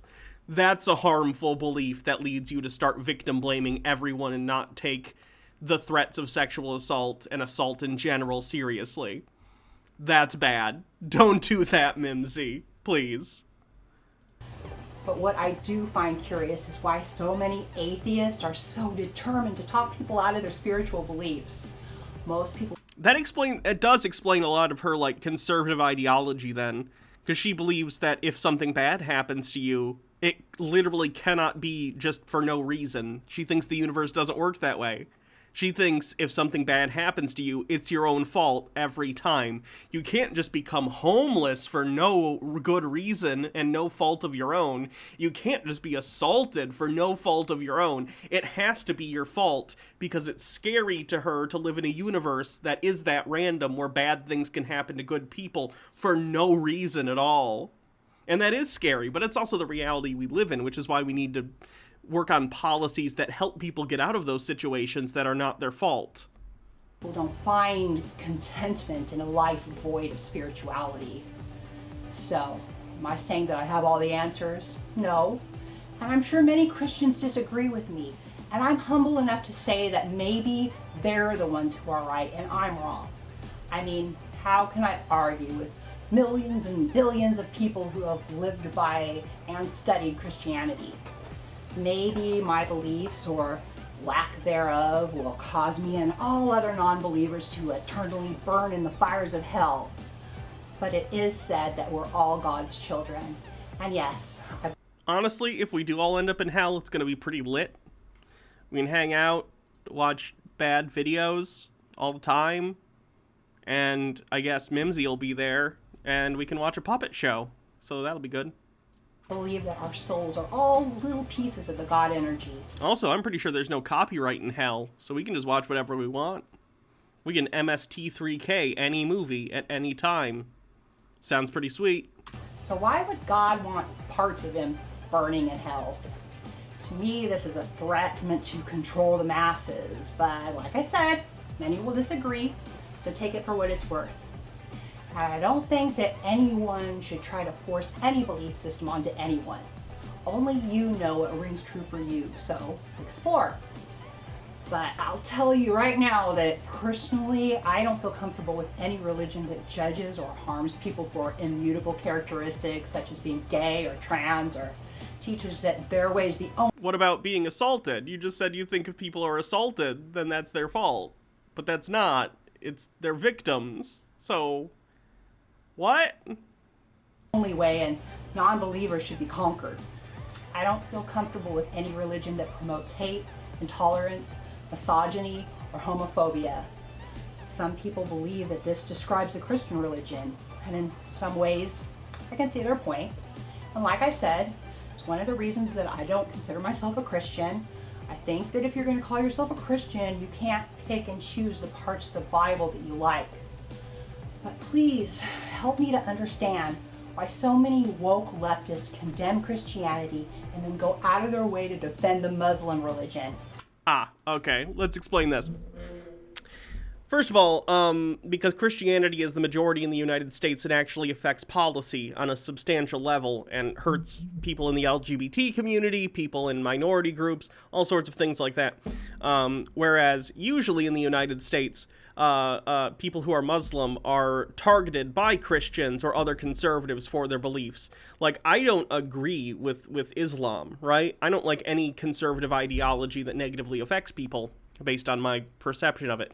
However, I also recognize that everyone has the right to their beliefs. So usually when Christians attack people who are Islamic or whatever, it ends up being a really disingenuous attack and a little bit racist sometimes. So yeah, usually the issue is just that conservatives will attack Muslims pretty hypocritically, considering conservatives tend to be Christian and a lot of them are evangelicals, which have many of the same beliefs of Islam in the first place. But like, conservatives will use that as a vein of attack, and they will, for instance, act as though people who believe in Islam don't have the right to do so in the United States, or they'll take extreme examples of people who are really hardline conservative, people who believe in Islam to the extent that they like really, really hate gay people and oppressing women, and then we'll apply that even to like more liberal, left-leaning Muslims in the United States, and that's completely unfair. So that's usually the issue. I wouldn't defend a lot of the practices of Islam, just like I wouldn't defend a lot of the practices of Christianity. But at the end of the day, people have the right, as long as they're not harming anyone, to either practice Christianity or Islam. That's how it works. Seriously, is it because the majority of Muslims have brown skin? Because yikes! Muslim isn't a race. It's an ideology that's worthy of discussion and criticism just like any other. So, if you're willing to throw women and gays under the bus or off a building in the name of diversity, you'll look the other way on misogyny. She's literally doing the thing. She's doing the thing I just described. She's categorizing all people who believe in Islam by the worst people in that group. Like, I could do the same thing with Christians, right? There are Christians out there whom we've covered who want to stone the gays and kill the gays. Like, I wouldn't paint every Christian with that same brush, because it would be unfair to do so, and Mimsy is doing the same thing with Muslims here. Misogyny, homophobia, and intolerance, so no one will think you're Islamophobic?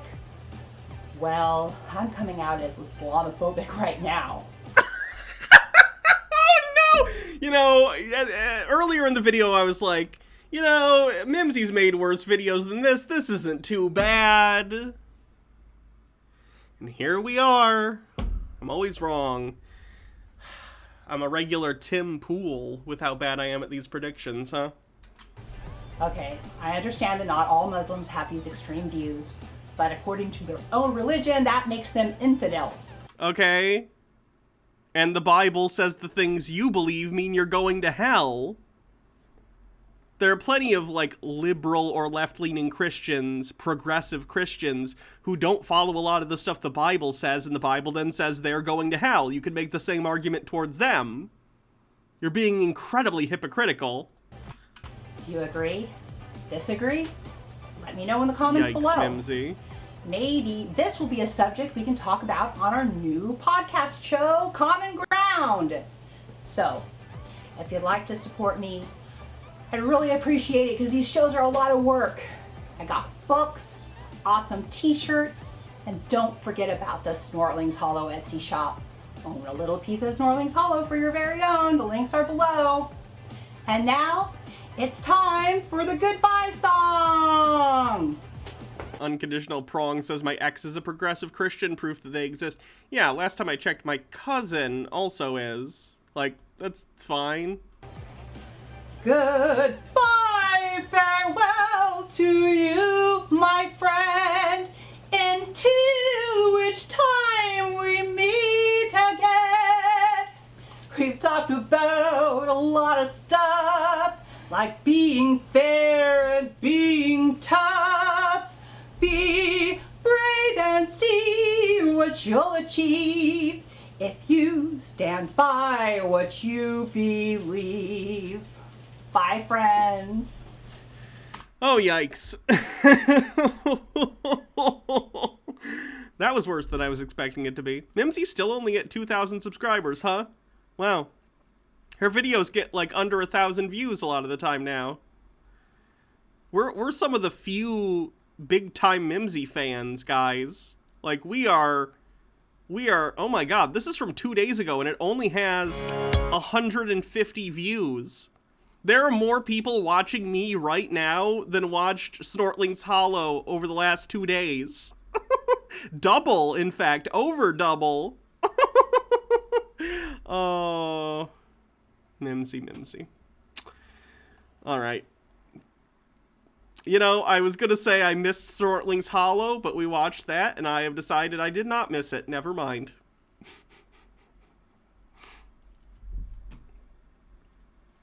What are we gonna do now? I suppose I need to do bits messages real quick. Tumak Von Raven, thanks for gifting a sub. Pyromancer says, God is a Snortling. Obo1, thanks for resubscribing for 12 months. IshHQ963, thanks for subscribing with Prime. Daddy Sume says, DM me on Twitter, Hannah. I think that was in regard to the Snortlings Hollow Rule 34. Which was found. Von Tuck says, I feel like 2012 atheists were getting back at obnoxious Christians that were mean to them in high school. That was true for me, at least, yeah. It was an overreaction in the opposite direction. It was an overcorrection. Hannah, is your favorite agnostic drink Dr. Pepper? That sounds like a reference to something. Gimpy G. I corrected myself that time.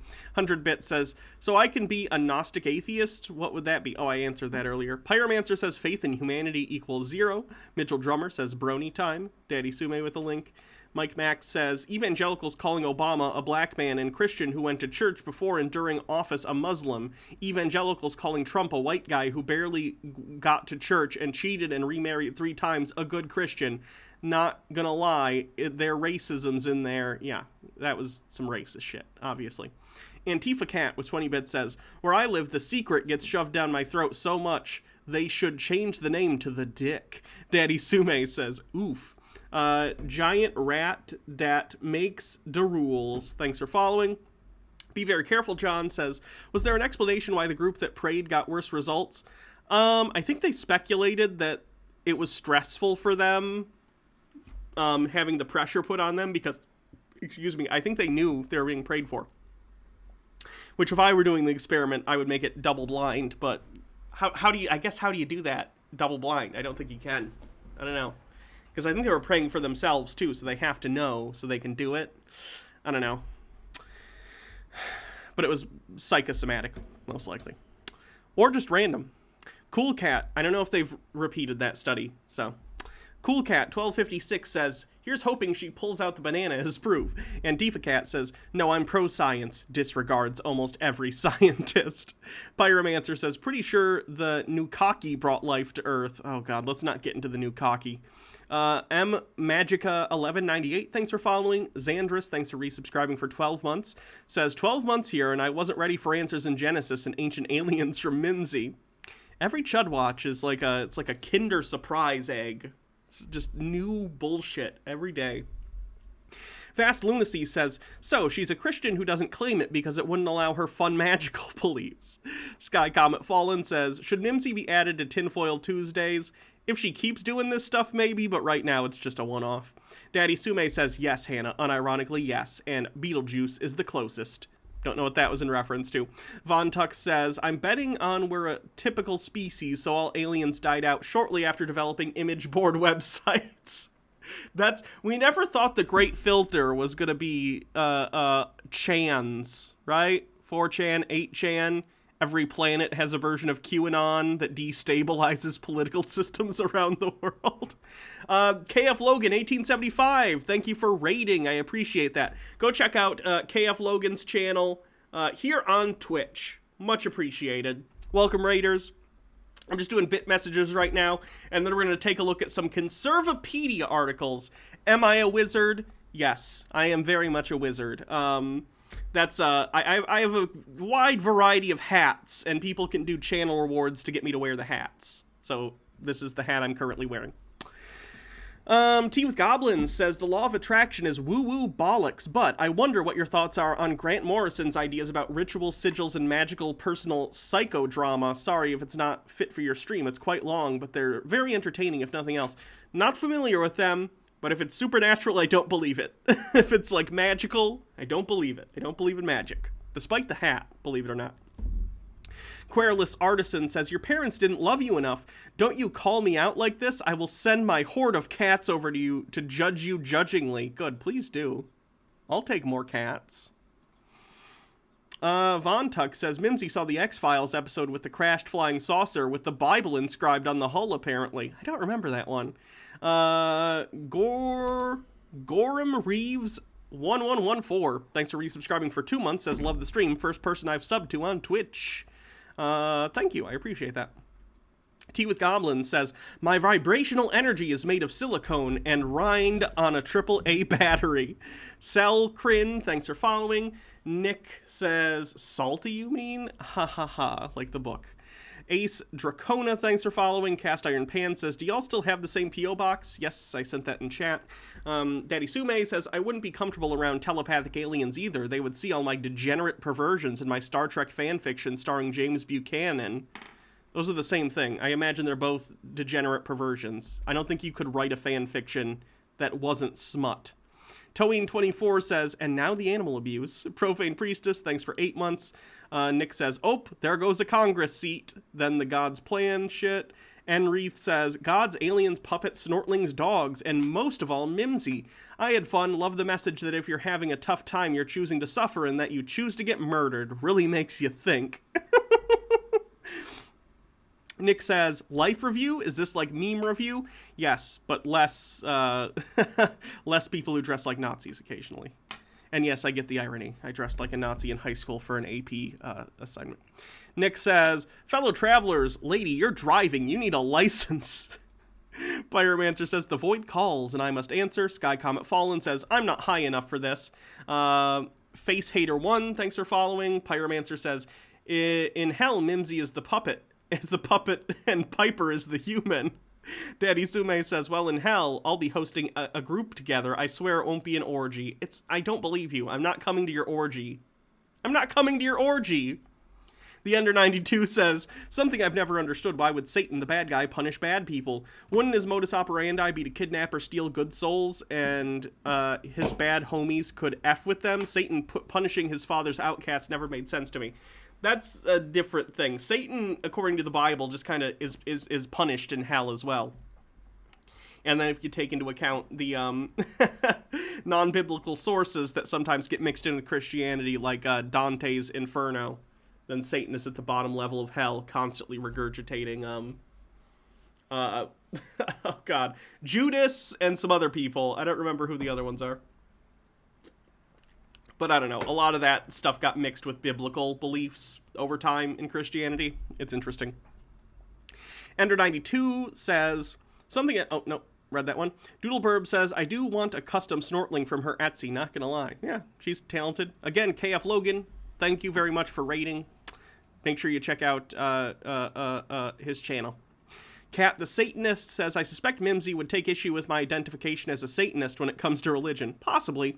And then Cold Stare, thanks for subscribing with a 12-month streak. We did it. We caught up. Well, Raiders, you're in for a treat, because now it's time for my favorite news segment on the show, and that's going to be Copapedia.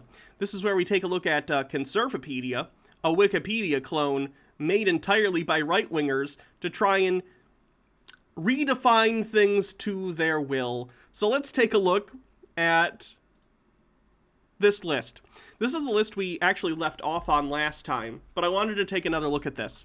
This is their list of worst liberal movies. So we're going to take a look at what they consider to be the worst movies that somehow promote liberalism and see which ones are actually liberal and which ones they're stretching on. Animal House, one of the most popular comedies of all time. This college comedy, air quotes, you don't need the air quotes, it is a comedy, even if you don't find it funny. Like a Disaster Movie. Disaster Movie isn't funny, but it is a comedy because they're attempting to be funny, right? This college comedy glorifies alcohol abuse, debauchery, nihilism, extramarital sex, and all varieties of youthful rebellion. The dean, played by John Vernon, suggests that being fat, drunk, and stupid, son, is no way to go through life. To one of the rebellious youths representing the rowdy Delta Tau Chi fraternity, but he's depicted as the villain because of that. After the Delta boys are finally punished by being collectively expelled from college, they exact their revenge by sabotaging a homecoming parade and do not face punishment for such great misdeed. Even so, the film's hero, portrayed by one of Hollywood's most amoral actors ever, John Belushi, goes on to become a U.S. senator, which is passed off as humorous. Whoosh! The joke over their head. Yes, it's a rowdy college movie. You got it. Imagine siding with the dean in Animal House when the movie is Animal House. Like, it's not real life. It's a silly movie, okay? Avatar, the second highest grossing feature film in history. They need to update this. Avatar is actually #1 again because of the re-release. The second highest grossing feature in history, directed by liberal James Cameron, enforces many destructive messages, including environmentalism, feminism, ooh, scary, and the absurd claim that nature is God. I think they were more making the point that nature and the beings on Pandora, I think is the name of the planet. I haven't seen that in years. It's more that the being all of the life on Pandora is sort of connected, and they all, what's the word? They're not parasites. They're mutually, oh God, why can't I think of the word? Someone tell me the word that I'm thinking of. Symbiotic, yes. They can, like, link into the trees and the plants and other animals. They're like symbiotic creatures. It's a movie. It's a fantasy movie. It also ridicules the military and large businesses. Oh, we can't have that. As we all know, the military and large businesses never do anything worth criticizing. To make matters worse, the protagonist forms a rather creepy romance with the native princess who is of another species, perhaps a symbol for bestiality.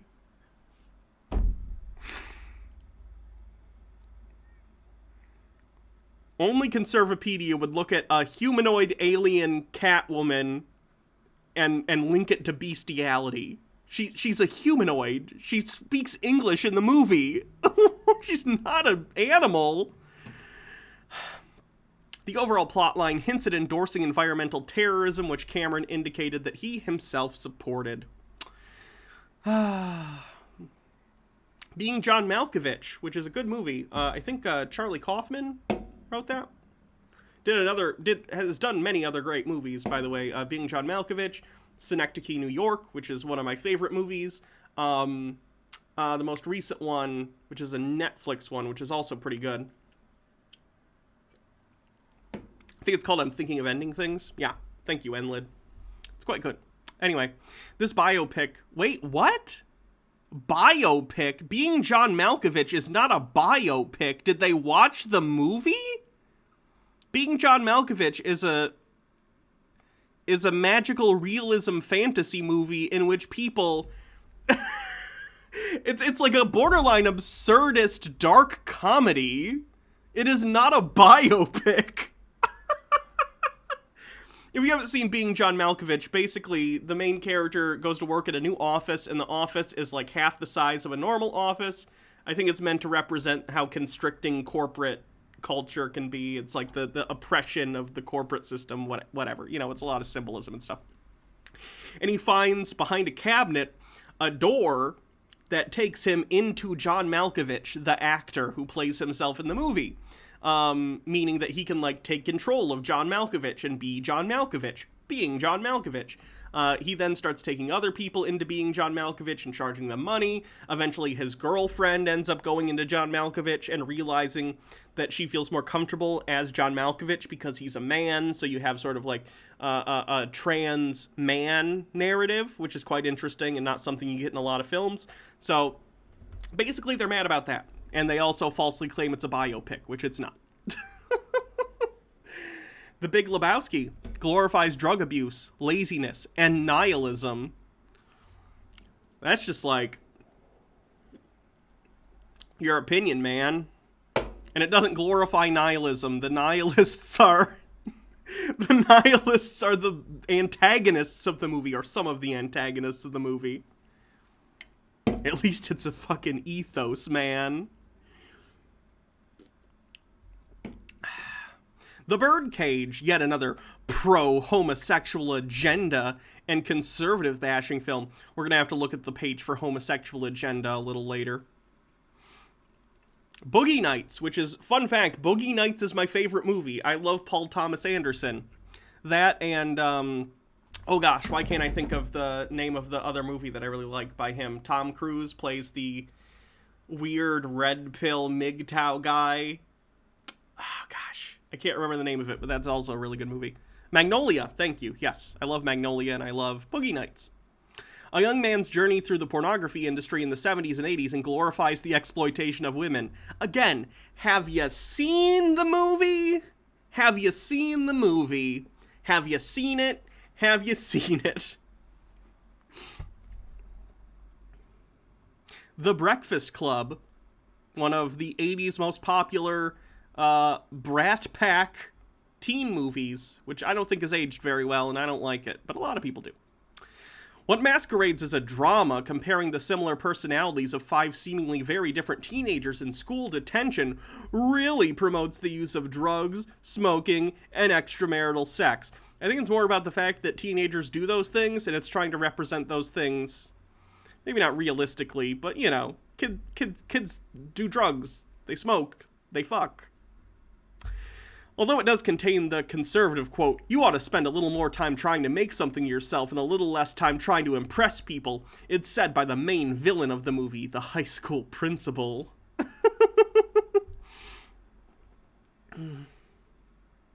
Brokeback Mountain, fantastic movie with Heath Ledger and Jake Gyllenhaal. Oh god, they call it nauseating. Oh no, gay people existing is nauseating.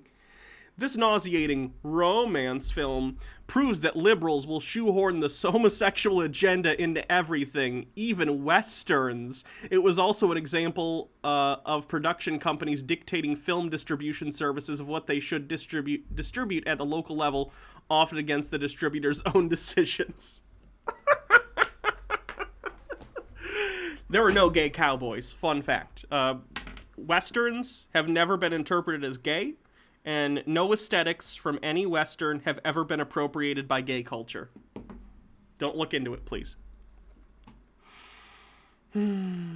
Captain Marvel. Oh no, did Jeremy write this entry? Based on the eponymous Marvel comic superheroine and set in 1995, the 21st installment in the Marvel Cinematic Universe follows Carol Danvers as she becomes Captain Marvel after Earth is caught in the center of a galactic conflict between two alien civilizations. In contrast to the rest of the film series up to this point, Captain Marvel is explicitly feministic. One example showing a deleted scene with Captain Marvel threatening a man for mild flirts, including smile for me and stealing his belongings. If you think telling a woman to smile for you is flirting, and you're wondering why you never get laid, that's why. That's not flirting, that's being a douchebag. During an interview, Captain Marvel's actress Brie Larson shows some sexism and self-loathing racism by saying that she won't accept reviews about the movie from white men, even though she herself is white. That is not what she said at all. That is not what she said. This is the same misattribution that Jeremy uses. Also, it's funny that they're referencing a deleted scene. Yes, funny. But what she said was basically, I wish there was more diversity in the film review community. It's mostly white dudes, so it'd be nice to get other perspectives. And all the white dudes freaked out, because they might not have a monopoly on everything in the future. The film was also notorious for Disney and Marvel going to extremes to ensure it had any chance at the box office, including forcing theaters to make it the single showing for a week, as well as having Rotten Tomatoes remove its negative reviews of the film. The Rotten Tomatoes thing was because a bunch of chuds and right-wingers went and review bombed it as like 1 star before the movie even came out.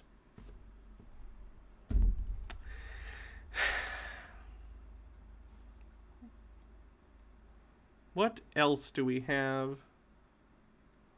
Django Unchained. Quentin Tarantino's Western gratuitously uses graphic violence and the N-word. Have you seen a Quentin Tarantino movie before? Freddy Got Fingered is on this list.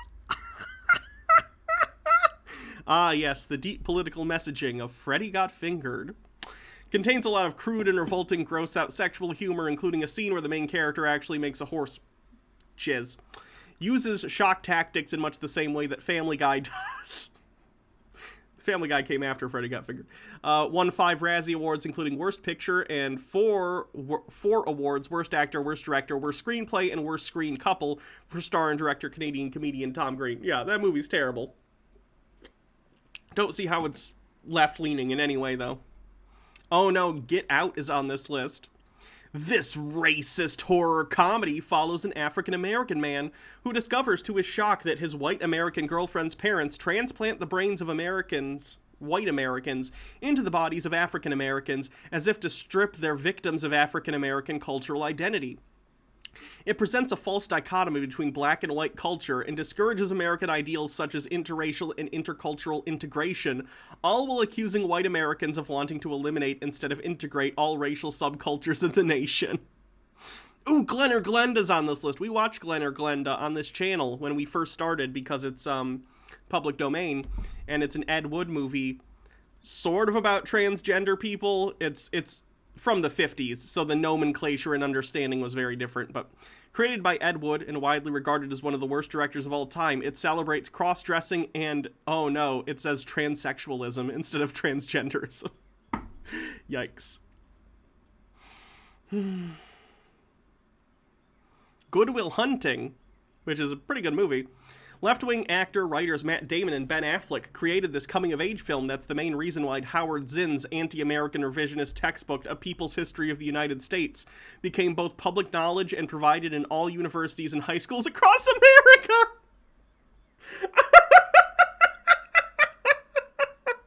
That book would have never been known had it not been for Matt Damon. Matt Damon's character, Will Hunting, tells Robin Williams' character in a pivotal scene, you want to read a real history book? Read Howard Zinn's People's History of the United States. That book will effing knock you on your A.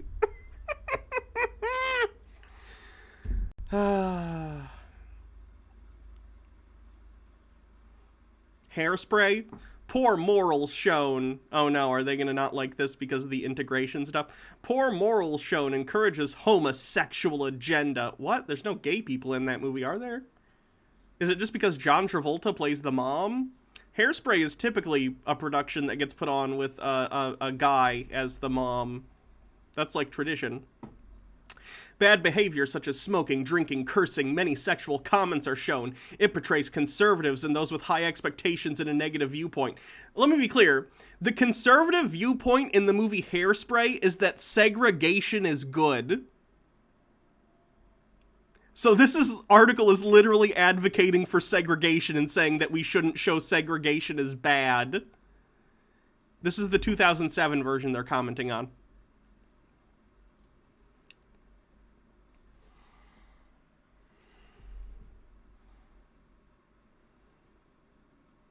Jackass the movie, essentially a montage of ridiculous stunts and pranks with no coherent story. First of all, how is Jackass liberal in any way? I like the Jackass movies, I think they're funny, but like, there's no political messaging in Jackass. They're just jackasses. That's the movie.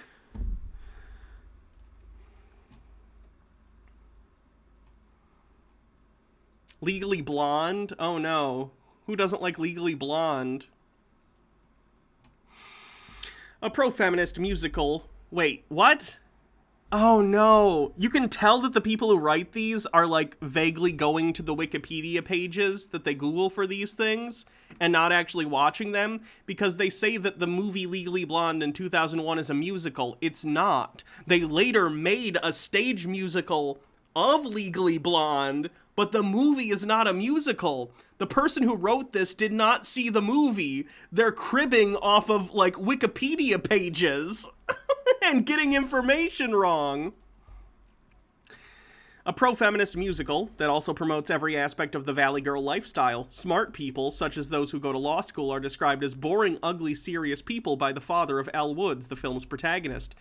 It also contains hidden demeaning remarks about dark-haired people, spawned a sequel that, despite the patriotic-sounding Red, White, and Blonde, ultimately wasn't much better, which included a homosexual joke involving Elle Woods' pet chihuahua, despite the original film implying that said dog, who was male, was infatuated by the Taco Bell chihuahua mascot, a female.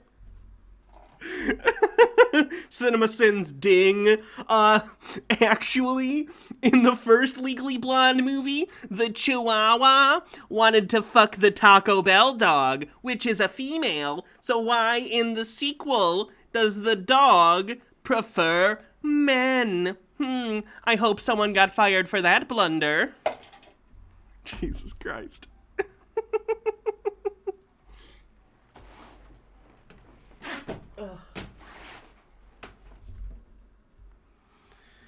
Lethal Weapon 3 and 4 are on the list, but not 1 and 2. Interesting. Mad Max Fury Road, feminist propaganda that endorses and celebrates anarchy. You know, when I watch the Mad Max movies, I definitely get the impression that George Miller thinks that that world is great and we should all go live in Mad Max world. It also bears some similarities to the John Wayne classic Stagecoach, fourth movie in the Mad Max film series, first made famous by Mel Gibson in the title role between 79 and 85. Moonlight, which, did it win the Oscar, or was it just nominated? Coming-of-age film that glorifies drug use and homosexuality. Boy, do they hate gay people.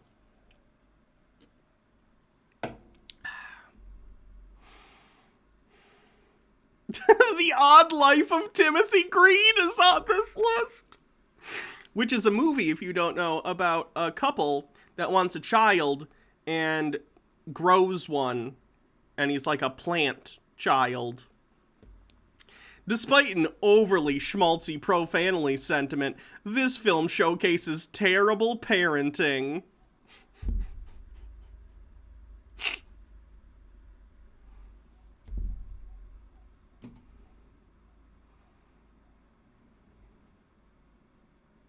Pink Flamingos. Oh, yeah. Gotta love Pink Flamingos. The best speech from Pink Flamingos. I probably can't play it for copyright reasons. But Divine is like, filth are my politics. Filth is my life. Do anything you want. Condone first-degree murder. Kill everyone now. It's beautiful. I love that scene. embraces horrifying people who engage in such acts as incest and bestiality, as well as promoting the homosexual agenda. Since it stars,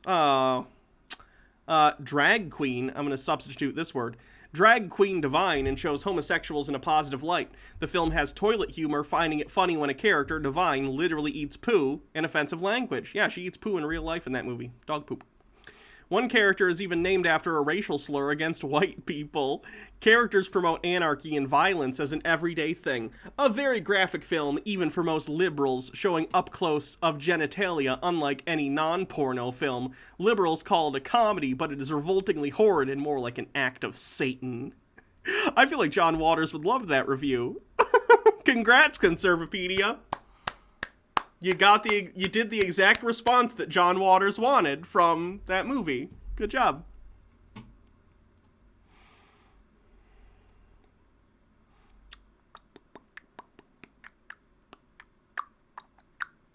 Rocket Man, which is an excellent biopic about Elton John. If you haven't seen it, it's great.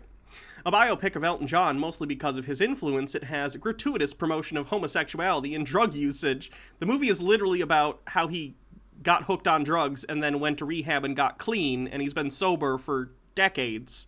It very much does not glorify drugs. It does the opposite. It talks about how he would have died had he not stopped taking them. Was particularly infamous for including an explicit sodomy scene. Yeah, gay people exist. Sorry. I don't know if you guys know that. Gay people exist, though. The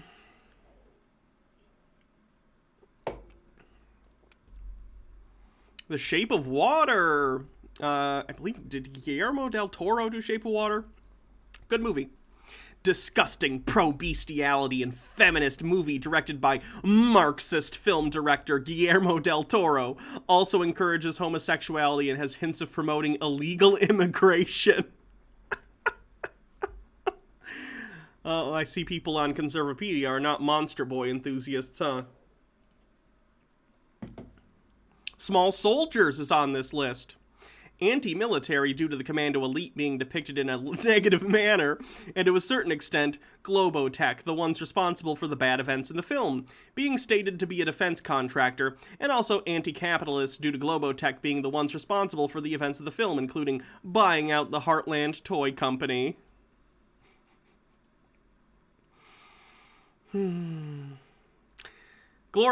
Social Network glorifies the gossip website Facebook, which feeds narcissism and destroys marriages. The film also portrays drug use and misogyny in a positive light. Have you seen The Social Network? I think it does anything but glorify Facebook. The whole movie is like, look how shitty Mark Zuckerberg is. Isn't he disgusting? Yeah, he is.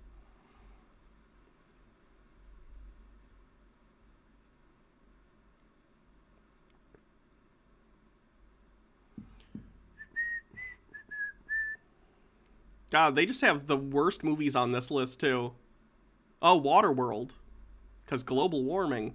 The Wolf of Wall Street, which is literally based on a real thing that happened, blatantly promotes excessive, endless drug use, portrays it in a positive light, and claiming that illegal drugs such as heroin give people the ability to keep working hard and stay focused and positive, as well as various forms of graphic and illicit sexual activity and voyeurism, both heterosexual and in one scene homosexual, and non-stop use of the F-word and hundreds of other profanities. Imagine watching The Wolf of Wall Street and thinking that it's promoting what Jordan Belfort did, and you're supposed to, like, look at imagine thinking you're supposed to watch Wolf of Wall Street and be like, yeah, Jordan Belfort's a great guy.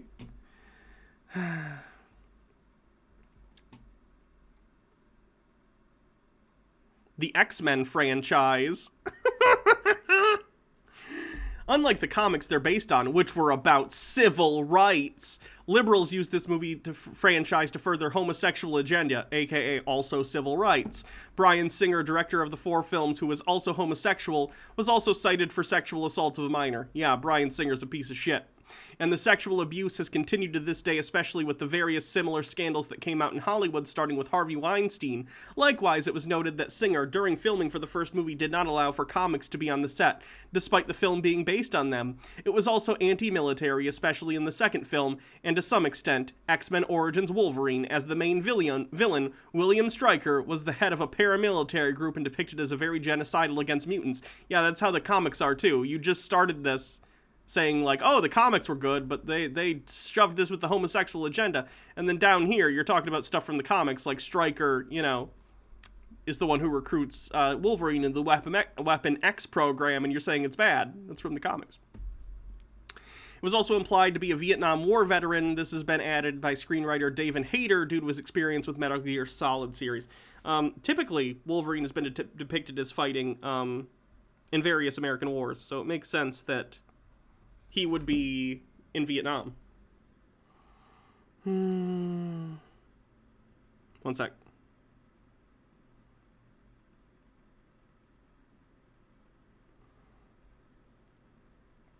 Sorry. Where is that emote?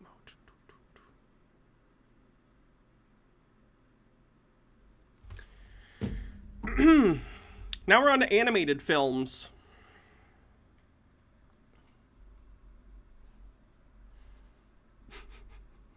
I don't even know. Are there any of these that I give a shit about? Oh, the Emoji Movie. Let's see how the Emoji Movie is left-wing.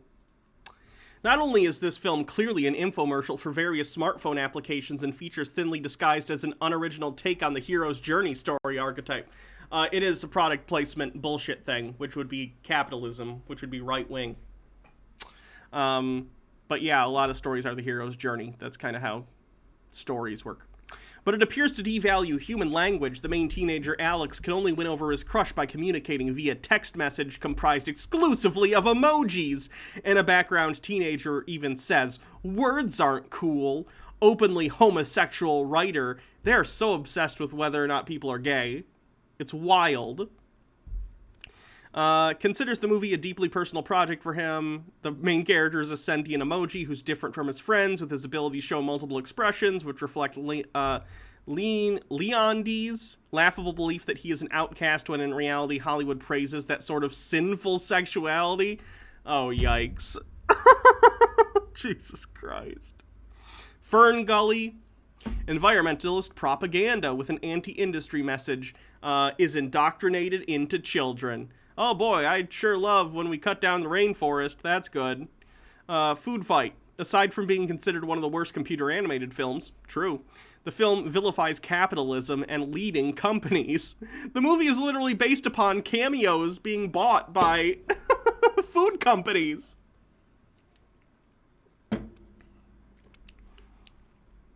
The Hunchback of Notre Dame. Released during liberal maniac Michael Eisner's reign of terror at Disney. The film does everything in its power to persecute Christians. The original source material was not intended for children. Yeah, that's true of a lot of Disney movies, believe it or not. At least based on our modern sensibilities for what we read to children. Yet the Disney film was marketed as such to young audiences, and they changed the story appropriately.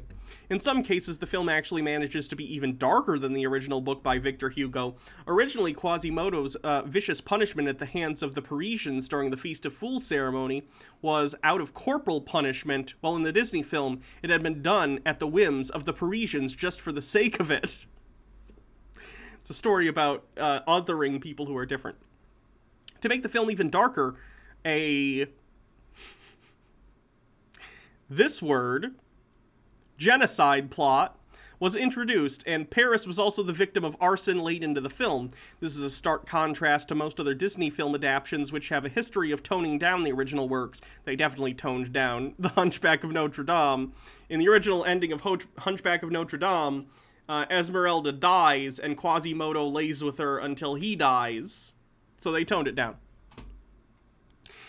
Even worse, the DVD commentary for the film boasted that they deliberately had the villain judge Claude Frollo when symbolically falling into hell in hellfire, assuming the pose of the crucifix. Yeah, religious imagery pervades throughout that movie. It's a huge, like through line, all this religious symbology. Some mild language is present too, naming the word damnation and eternal damnation. Churches say the word damnation. That's not a swear word. Worst of all, one of the male gargoyles falls in love with Jolly, who is explicitly male, which means that liberals will subtly shoehorn the homosexual agenda into anything, even the gargoyles of Notre Dame. The gargoyles don't have genitals. They're statues. Are they gay? What's their gender? Did you ask George Costanza gargoyle what his gender is? I don't know. Yeah, the gargoyles are... Okay, the gargoyles shouldn't be real, but there are scenes in the movie that imply that they are actually real. There's also a bit of forced diversity in the movie as well. Esmeralda is altered to be a... word I'm not gonna say, G word, by birth. In the original book, she was in fact ethnically French, the daughter of a French anchoress, and had been abducted by G words and raised them. Oh god. Yeah, there's a reason they took that out. Jesus Christ.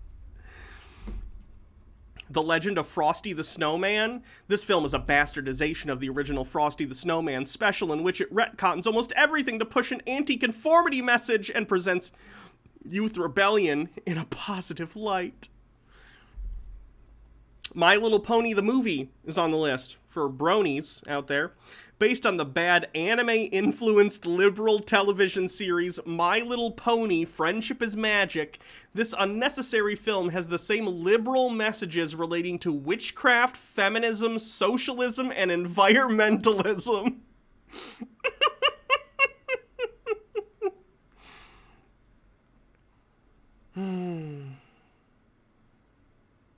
Oh gosh, they have Pocahontas on here. I'm not reading that paragraph though. Sausage Party. Look at how long the entry for Sausage Party is. Shark Tale promotes multiculturalism, which apparently they think is bad. And Deuterong, oh god, what's this word? Deuteragonist of the film is a great white shark who is a vegetarian. Besides for being pro-vegan, it is also a metaphor for being homosexual. I didn't get that out of Shark Tale. Schlockumentaries.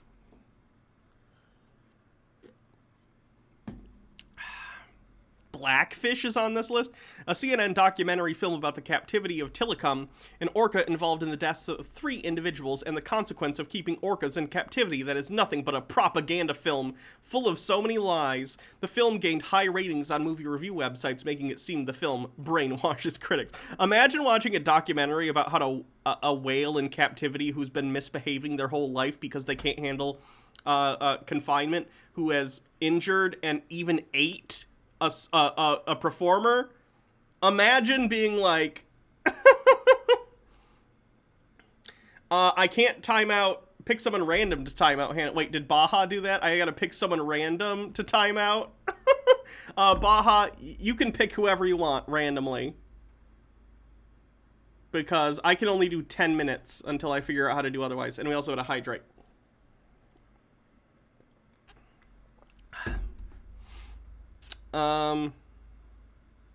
Oh, I was saying that the whale ate a trainer. It's not good. Cosmos, a Space-Time Odyssey, which is a good documentary series.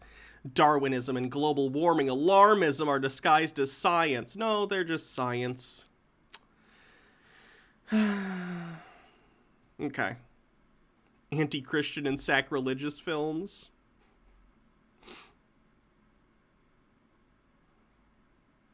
The Crucible. Oh god. Dead Poet Society. Okay, that's enough with this article. We might revisit that one on some other day.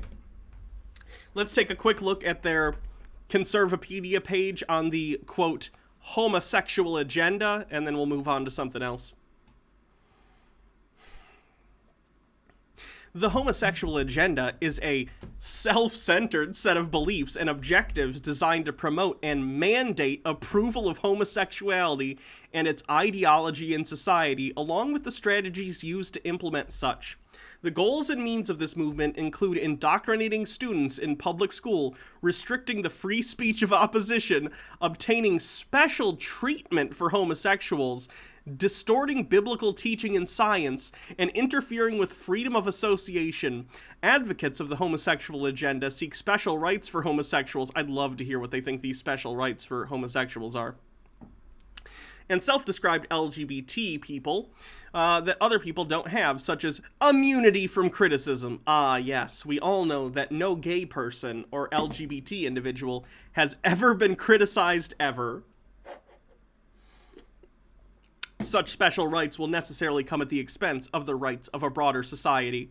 Do they think that, like, calling someone the F slur is a criticism and not just harassment? Is that the issue?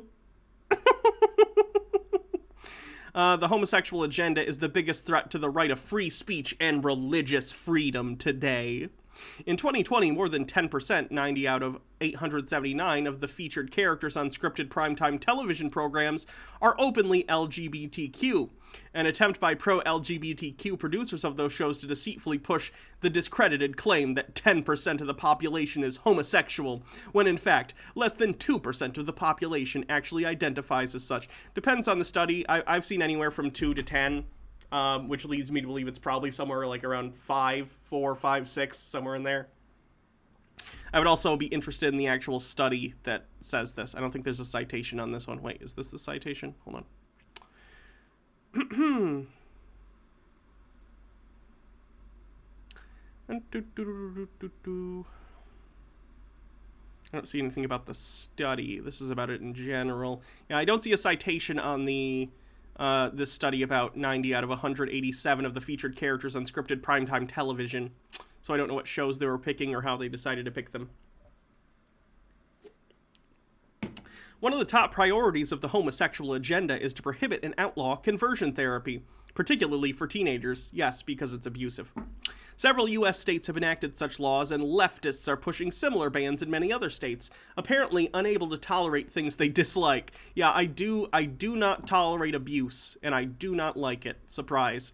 Another priority is to elect high-ranking officials who are openly homosexual, with the ultimate goal of electing a president who is in a same-sex marriage. I mean, if there were a gay politician whose policies I liked, I'm not gonna vote for someone just because they're gay, though. I didn't vote for Pete Buttigieg. Like, what? Jesus Christ. Can you imagine the freak out when there is, at some point, the first, like, gay or lesbian or trans president? It's gonna make the Obama years look tame by comparison.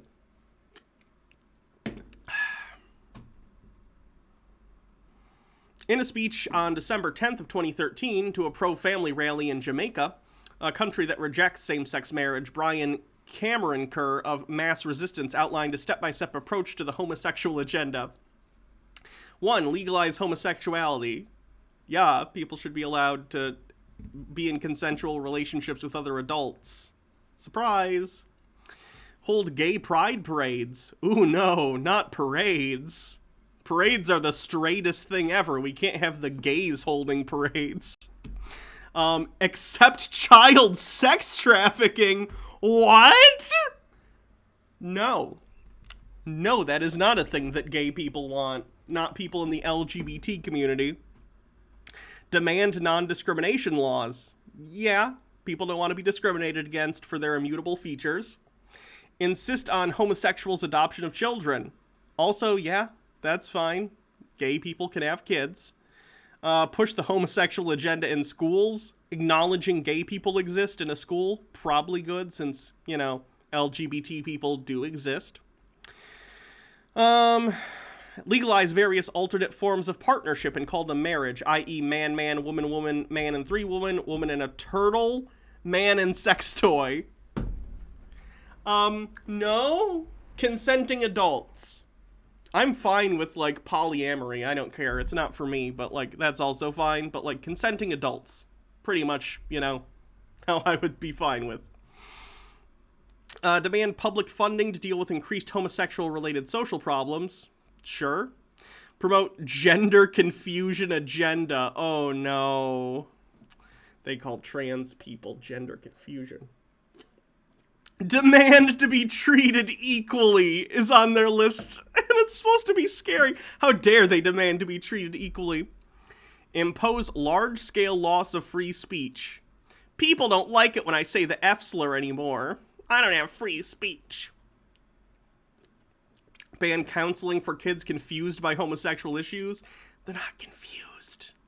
They're not confused. And yes, abusive therapies should be banned. Oh God, ban scientifically and religiously proven methods of homosexual conversion such as shock therapy? Oh God, they want shock therapy? Baja redeems a hydrate. Disgusting. Russia is a leader in rejecting the homosexual agenda, and we all definitely want to be like Russia, which definitely isn't a dictatorship and oligarchy. Not that America isn't an oligarchy, but you know. For example, Russia banned adoption by Americans as the Obama administration aggressively pushed the homosexual agenda, and in June 2013, a House in the Russian parliament passed legislation to ban foreign adoption by gay couples or single parents who live in any gay marriage nation. Oh, that's good. More unadopted kids. That's definitely a good idea. Jesus Christ. We got a hats off, so I gotta change my hat.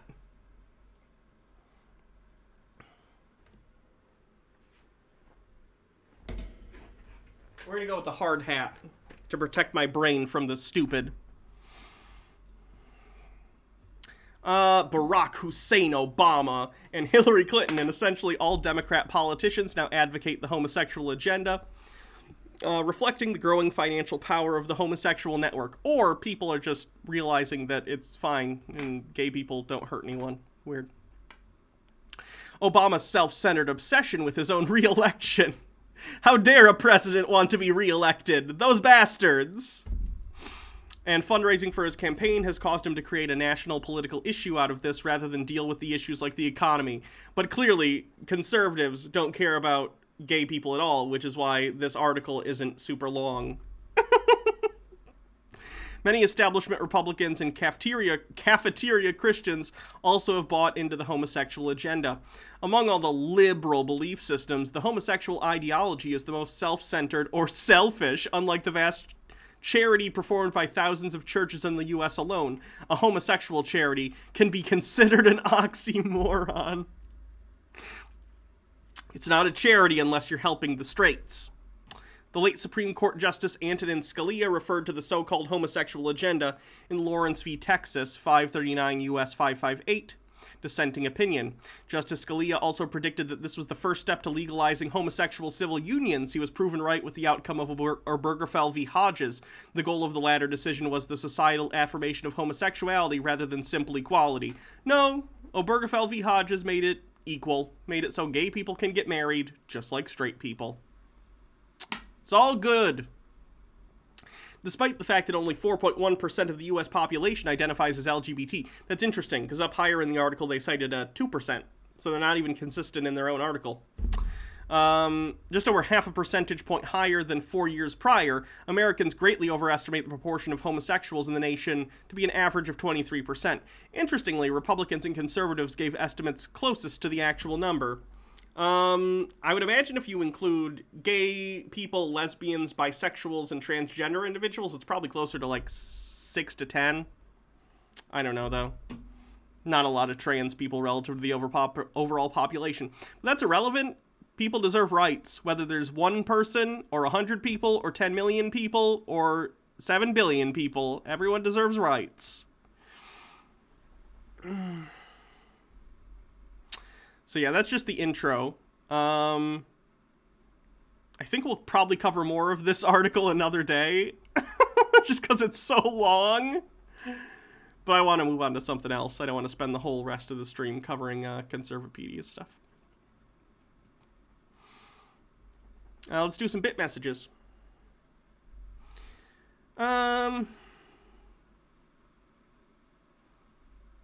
Aspiring Ally, thank you for following. Nick says, I bet the guy who wrote the Animal House entry was okay with Brett Kavanaugh. I bet he was. Nick says, the Avatary entry is dated. They hate big business now because big business thinks their ideas are shit. Nick also says, biddies for liking being John Malkovich. Based. Colston says, Conservapedia reminds me of students who try to write a paper on a book they've never read. Tucker White says, I'll give this garbage list this. Cat in the Hat is a piece of shit. True.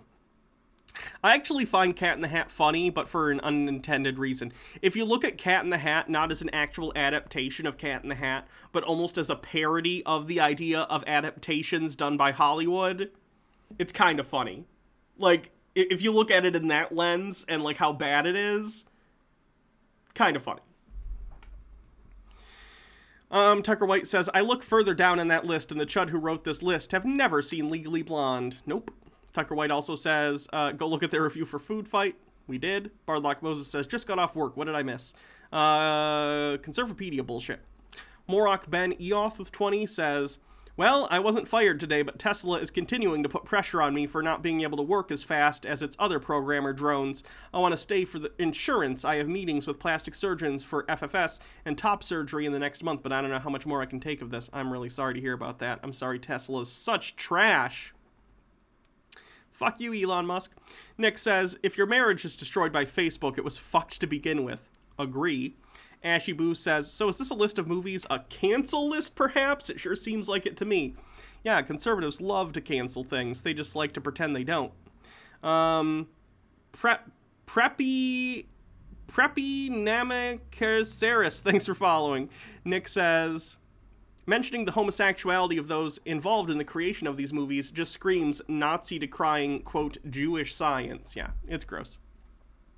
Color by Emmy with 20 bits says, I just found out that my dad is in the hospital with pneumonia and COVID, and he lives with my mom and very weak grandparents. There's a chance I caught it too, and my second vaccine shot is in 3 weeks. Oh my gosh, I'm so sorry. That's terrible. I hope you're all gonna be okay. Call Meme Mommy with 5 months says, happy subiversary. Thank you. Bardlock Moses with 100 bits says, this is satire, right? It's not. And then Tucker White says, don't you just love how these chuds about ma freeze peach? But when it comes to da gay, whilst shilling for actual free speech, suppressing countries like Russia? Yeah. They're hypocrites. Let me check something real quick, and then I'm good.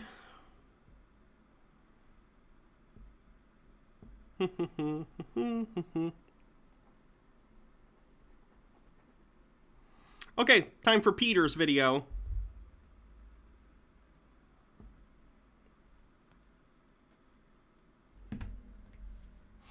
So Peter, of Peter's political perspective, is a proponent of the QAnon conspiracy theory, which of course is not true. He makes tons of videos about it.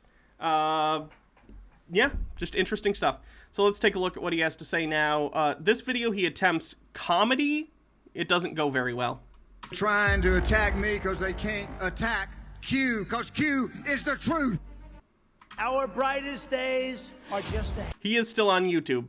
He's on borrowed time. When we get out here into the future here, the glorious amazing... Is he the leading Frank speecher yet? Let's take a look, shall we? It appears that Frank's speech has no social media anything. Right now, it's just a blank page with links to his terrible faux documentaries. Oh, and there's a live stream. By the way, in that book in '95, I predicted that America would go toward, wait for it, social credit scores. Amazing place we're going to be. It's going to be the greatest Poor Peter betting on the wrong horse. Name a more iconic duo. uniting of a country ever. Hydrate, will do. And we're going to look back and say, all this had to happen to get to this great place. Because once again, we will be one nation under God. For our country and for our children, the best is yet to come.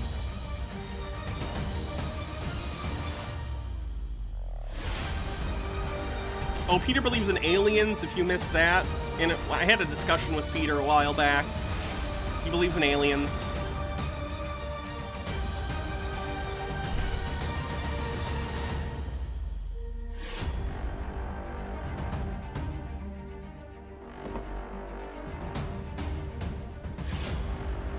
That's true. He believes he was abducted, too. Remember when I said, trust the plan. Everything's going to be amazing. We can all relax. I mean it. And this video will create so much relaxation and calmness among everyone who's anxious around the world. We're about to experience a phenomenal adventure of happiness. My name is Peter Hanna. This is Peter's Sky High Politics, and it's sky high because I'm about to give you the bigger picture. Please follow me on Rumble. My Rumble account is in the description below. You can search for me, Health Sanctuary Family. If for some reason this backup channel I'm using right now disappears, my backup channel is Rumble, and if my other backup channel is going to be Frank Speech, but unfortunately Frank Speech has not been allowing people to put videos up yet, so right now he still doesn't get it. My only backup channel is Rumble. So click on description below, find that Rumble account, bookmark it, subscribe to it, Rumble it, whatever. Make sure you have that if you want my videos, if you like my videos, if you want to make sure you always have access to my videos. Look for me on Rumble, healthsanctuaryfamily.com. Thank you. Listen very carefully to every single word I'm about to say. Yep, I'm ready. I'm ready for the really cringe comedy that he's going to try and do this video. It's a bit that should have lasted 30 seconds, but it goes for most of the video, so prepare for that. Listen very, very, very carefully. Mike Pence certified the elections for Joe Biden. Joe Biden won the 2020 election. He did, yes. And this is all part of trusting the plan. This is all good. And I'll tell you why. Listen very closely to what Linwood is about to say, and use that in context with everything else that I'm saying. Pay attention to what Linwood has to say. Pay attention very, very closely. Everyone, you can calm down now. This life's about to be... Doodleburb asked, dumb question, but is Frank's Speech or whatever it's called supposed to be a platform for people to post, or just Mike Lindell? It's supposed to be for people to post. He said it was going to be a mix between Twitter and YouTube. But so far, no one can make an account. No one can upload anything or write any posts. Like, it's just trash. It's not a social media website at all, even though he said it was going to be, and it was supposed to come out on 4/20, which was almost a week ago. Amazing. Listen to Linwood. Listen. Because I think we're going to learn things that the people that have been worshiping the devil have been doing to children and other things. Yep. And it's going to shock the world, but you're going to admit at the end of this that not only is God real, but the devil is real, and you're going to know that God beat him, because he already did. The conclusion is already fixed. I believe I hate to use this word, but this particular battle, it's already been rigged. Yeah. God rigged it. Yeah. He knows the winner. So do we. Yeah. Don't forget that. We've already won. Weird that God let Joe Biden win the election then, huh? They say God wins. God won. God won. That's really all you need to know. God won. God won. We have won. We can all relax, take a breath of fresh air. It's all going to be amazing. Now, remember when I said trust the plan? I think it's time to tell you about the plan. He's about to do a really awkward transition into the comedy bit. Prepare. Are you ready? Okay. So this is the plan. The plan is that we are going to be okay because I have very important things I need to tell you. Good morning, America. I need a second. I'm sorry. Okay. This is Hannah Peter. And on this special report of Fox News, I have a special guest that's going to be on today, my show, called Rachel Maddow. You probably heard about her. We love Rachel Maddow. So, today's episode is about how the crazy right-wing conspiracy QAnon people are trying to steal the election from the person who legally and rightfully won the election. Joe Biden is our president. Mike Pence certified it. He is legally our president, and he will always be our president. And these crazy people in Arizona who are counting the ballots will never be able to prove otherwise. So what he's going to be referencing here is, I think in Maricopa County, it could be somewhere else, they're doing yet another recount. Yes, you heard me right. We're 4 months into the Biden presidency, and these people are still trying to find some reason that Biden cheated, even though he didn't. He won legitimately. Concerningly, though, this recount is being done by a private company whose CEO is a QAnon believer. Yeah, so that'll be interesting if they decide to manufacture some made-up evidence, but regardless, that's what he's going to be referencing here. It's weird to me, too, because Peter clearly understands that sometimes being sarcastic and saying the opposite of the thing you believe can be funny, which is like the entirety of this bit, is him just saying the opposite of what he believes. Ironically, he's actually saying relatively true things here, even though he doesn't think so. But he doesn't understand the concept of, like, timing or how long a bit should stay before it overstays its welcome. So the story goes that some QAnon crazy conspiracy theorists thought it was worth their time to go ahead and recount the Arizona ballots. Bad idea, guys. You're just going to prove that this was an honest election. But they're going ahead with it anyway. And when they find out that the election was totally fair and Joe Biden did win in the biggest landslide in U.S. history... I don't think anyone has said Joe Biden won in the biggest landslide in U.S. history. It certainly wasn't by percentage or anything. He got the most votes ever, and Donald Trump got the second most votes ever, but it was relatively close, all things considered. Joe Biden did win, though, but it wasn't a landslide. Then the whole QAnon conspiracy theory will blow up. QAnon conspiracy theorists like Sidney Powell and Lynn Wood are leading the charge to recount the votes and from the ballots for the 2020 election. And once they prove to the world that Joe Biden won legally, the QAnon conspiracy theory will finally die at last, because it'll prove... Nobody thinks that. QAnon is a cult at this point, Peter. If you're in QAnon, you're probably in QAnon permanently unless you get deprogrammed. I have no delusion that Peter Hanna or any of these people are ever going to leave this. They're going to think this shit for the rest of their lives, and it's really, really sad. There's no amount of evidence that will convince them otherwise because they weren't evidenced into believing the QAnon stuff. It's just something they want to believe because in the case of people like Peter, his life hasn't gone very well. He's in his 30s. He's got 2 kids with another one on the way. He doesn't have a job. He lives with his parents along with his wife in a gun cult. Like, his life isn't going well, so he needs to find a reason his life isn't going well. Oh, it's the deep state holding everyone back. Donald Trump will come and save me and make my life work. Like, it's really sad. It really, really is, but he doesn't believe in QAnon because of evidence. He believes in QAnon because it provides him a worldview in which he gets to be a victim, and he doesn't have to take responsibility for any of the things that he's done with his life, or rather, not done.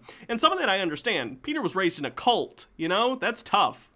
I don't expect anyone to function normally when they're raised in the environment that he was raised in, but, like, he's in the situation nonetheless, and it's very depressing, so it leads to stuff like this. These are crazy nuts. And some people are saying... Yeah, I don't know why he didn't, like, I can pick up multiple things just within arm length of me that I could use as a fake microphone. Not to mention, I have a real microphone, and so does Peter, so I don't know why he didn't just use his real microphone for this.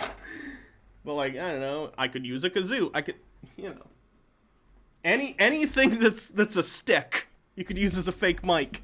Saying that the suing to stop the counting the ballots was because the Democrats were afraid that would find out that they cheated. That is false.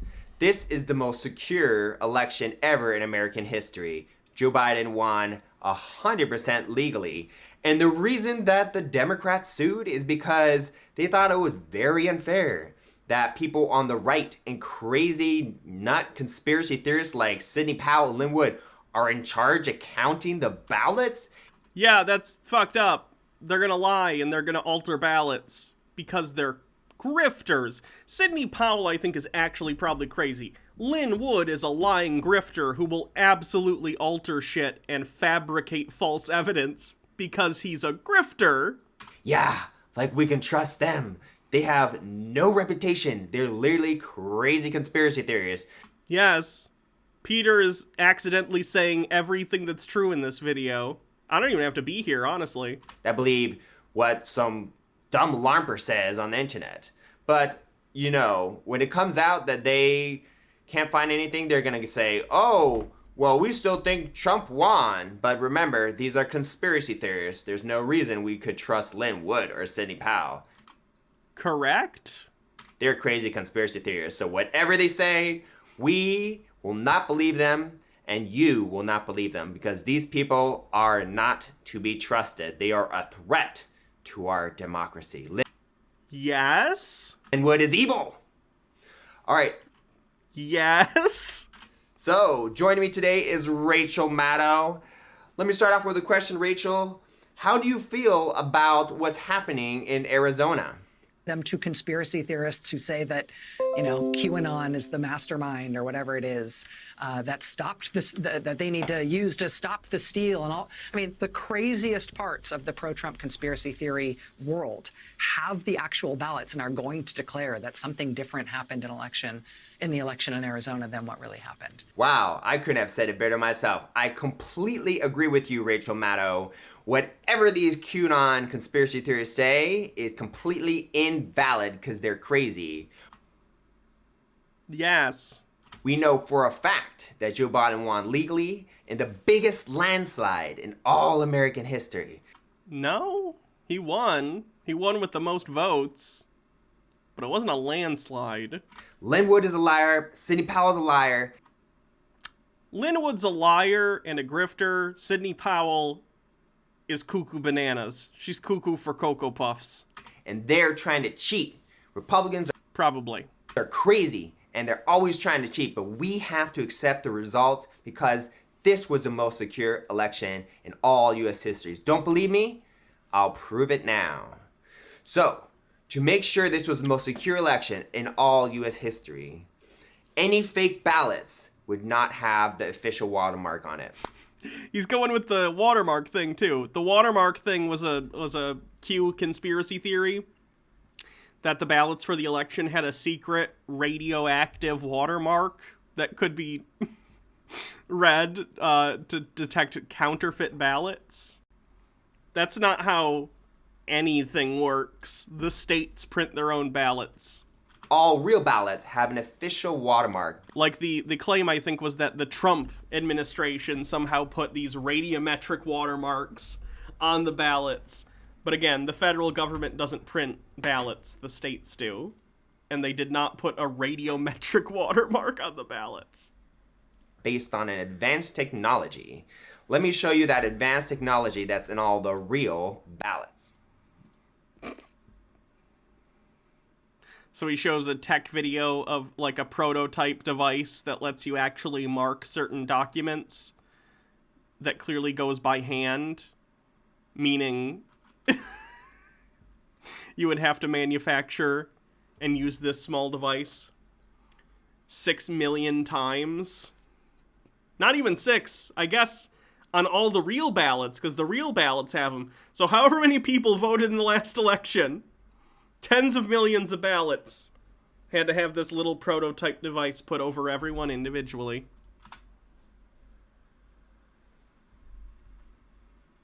And it's not like a quick process. There's multiple devices in play here.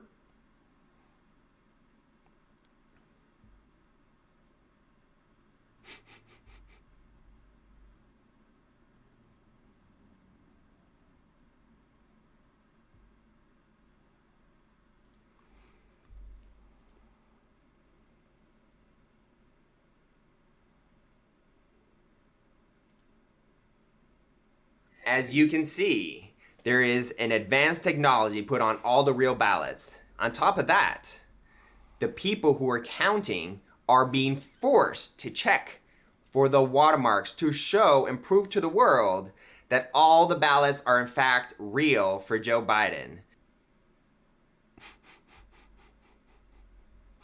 Then they show it with like a black light.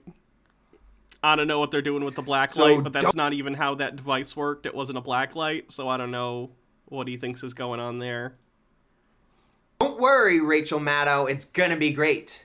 All that needs to happen now is to prove with the real watermarks on all the ballots the fact that there has never been a fake ballot in this election. We're about to prove once and for all, because of the watermark technology on the ballots that are being counted by Lynn Wood and Sidney Powell and all these people, these right-wing crazy nut conspiracy theories in Arizona, they will have no evidence to show that Joe Biden lost or cheated in any way, because this was the most secure election in all U.S. history. The watermarks secured the election and will prove once and for all that Joe won all his ballots, all his votes, everything 100% legally. And once this happens, no one will ever believe the QAnon conspiracy theorists ever again. People already don't believe the QAnon conspiracy theorists. Y'all are a wackadoo cult. Unless you're in the cult, you don't believe you guys. You're a very small group of people. Peter, your video only has 1,000 views. People don't give a shit about QAnon. Like, it's not even topical anymore. I just really find it interesting. Because here they have a chance to prove that there's a conspiracy. Go at it, crazy QAnon, Lynn Wood, and Sidney Powell conspiracy theorists. Look at all the ballots you want. But remember, guys, because of the watermark technology, all they're going to find is real Joe Biden ballots. Yes, and probably real Trump ballots, too. They'll just be more Biden ballots. Because he won the election. Real. All the people who voted for Joe Biden were real, and they're about to prove it. But if they say otherwise, if they say that there's some fake Joe Biden votes, they're liars, they're crazy. They're liars and crazy regardless, but yeah, it would certainly be something where they'd have to show a huge amount of evidence and prove that it wasn't altered, considering their reputations. Wood is dumb, Sidney Powell is evil. Lynn Wood is evil, Sidney Powell is crazy. They're crazy QAnon conspiracy theories. So if they claim some crazy story... How can people stay in the first stage of grief for this long, right? I have no idea. That Joe Biden cheated, that is a lie. Because the fact is this, Joe Biden did win, and QAnon people are not to be believed at all. QAnon people are crazy. You have to trust me, Hannah Peter from Fox News Special Report. Thank you, everyone, and I hope you enjoyed this incredible show where I proved once and for all Joe Biden did win, and all these people who believe the QAnon conspiracy theory are going to stop immediately once they find out that... Again, Hannah Peter. No one thinks you're going to stop. We know you're in a cult. You're actually in 2 cults, technically. That's fun. Gotta collect them all. But, no, I don't think you're gonna stop. That's not how delusional beliefs work. Joe Biden did win, and the conspiracy never existed. Everything's gonna be great, guys. Those watermarks secured the election, and the rightful winner, Joe Biden, will prove once again to be the winner of the 2020 election by, funnily enough, the QAnon conspiracy theorists. Thank you, QAnon people, for being so dumb to actually recount the ballots. Waste your time on that and prove that Joe Biden is the winner. Thank you, everyone, and have a wonderful day. They're trying. God damn it, Peter. I want to feel bad for Peter. I really do. But he's got this, like, smug... How do I explain this? He has a smug arrogance to go along with how wrong he is.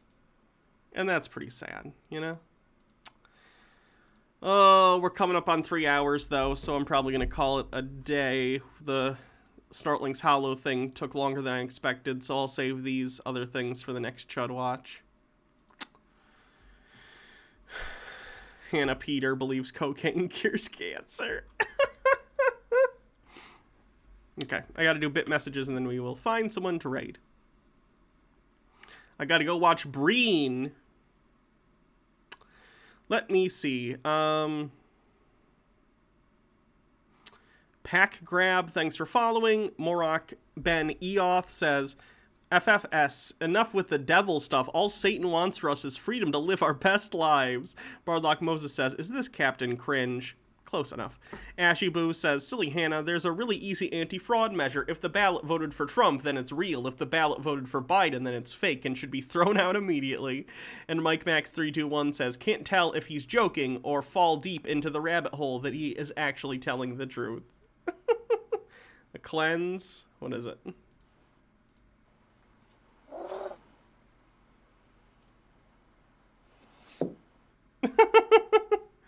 Short and sweet. Yeah, we'll do Cirrus.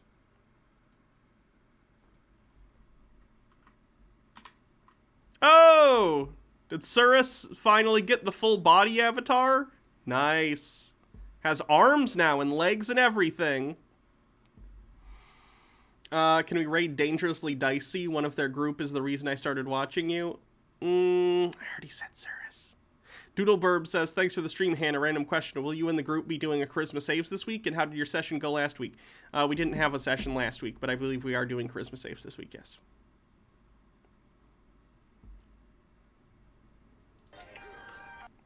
Hold on. Who's Dangerously Dicey? I did already say Cirrus, but I just did a thing with Cirrus, so maybe I can look into this person.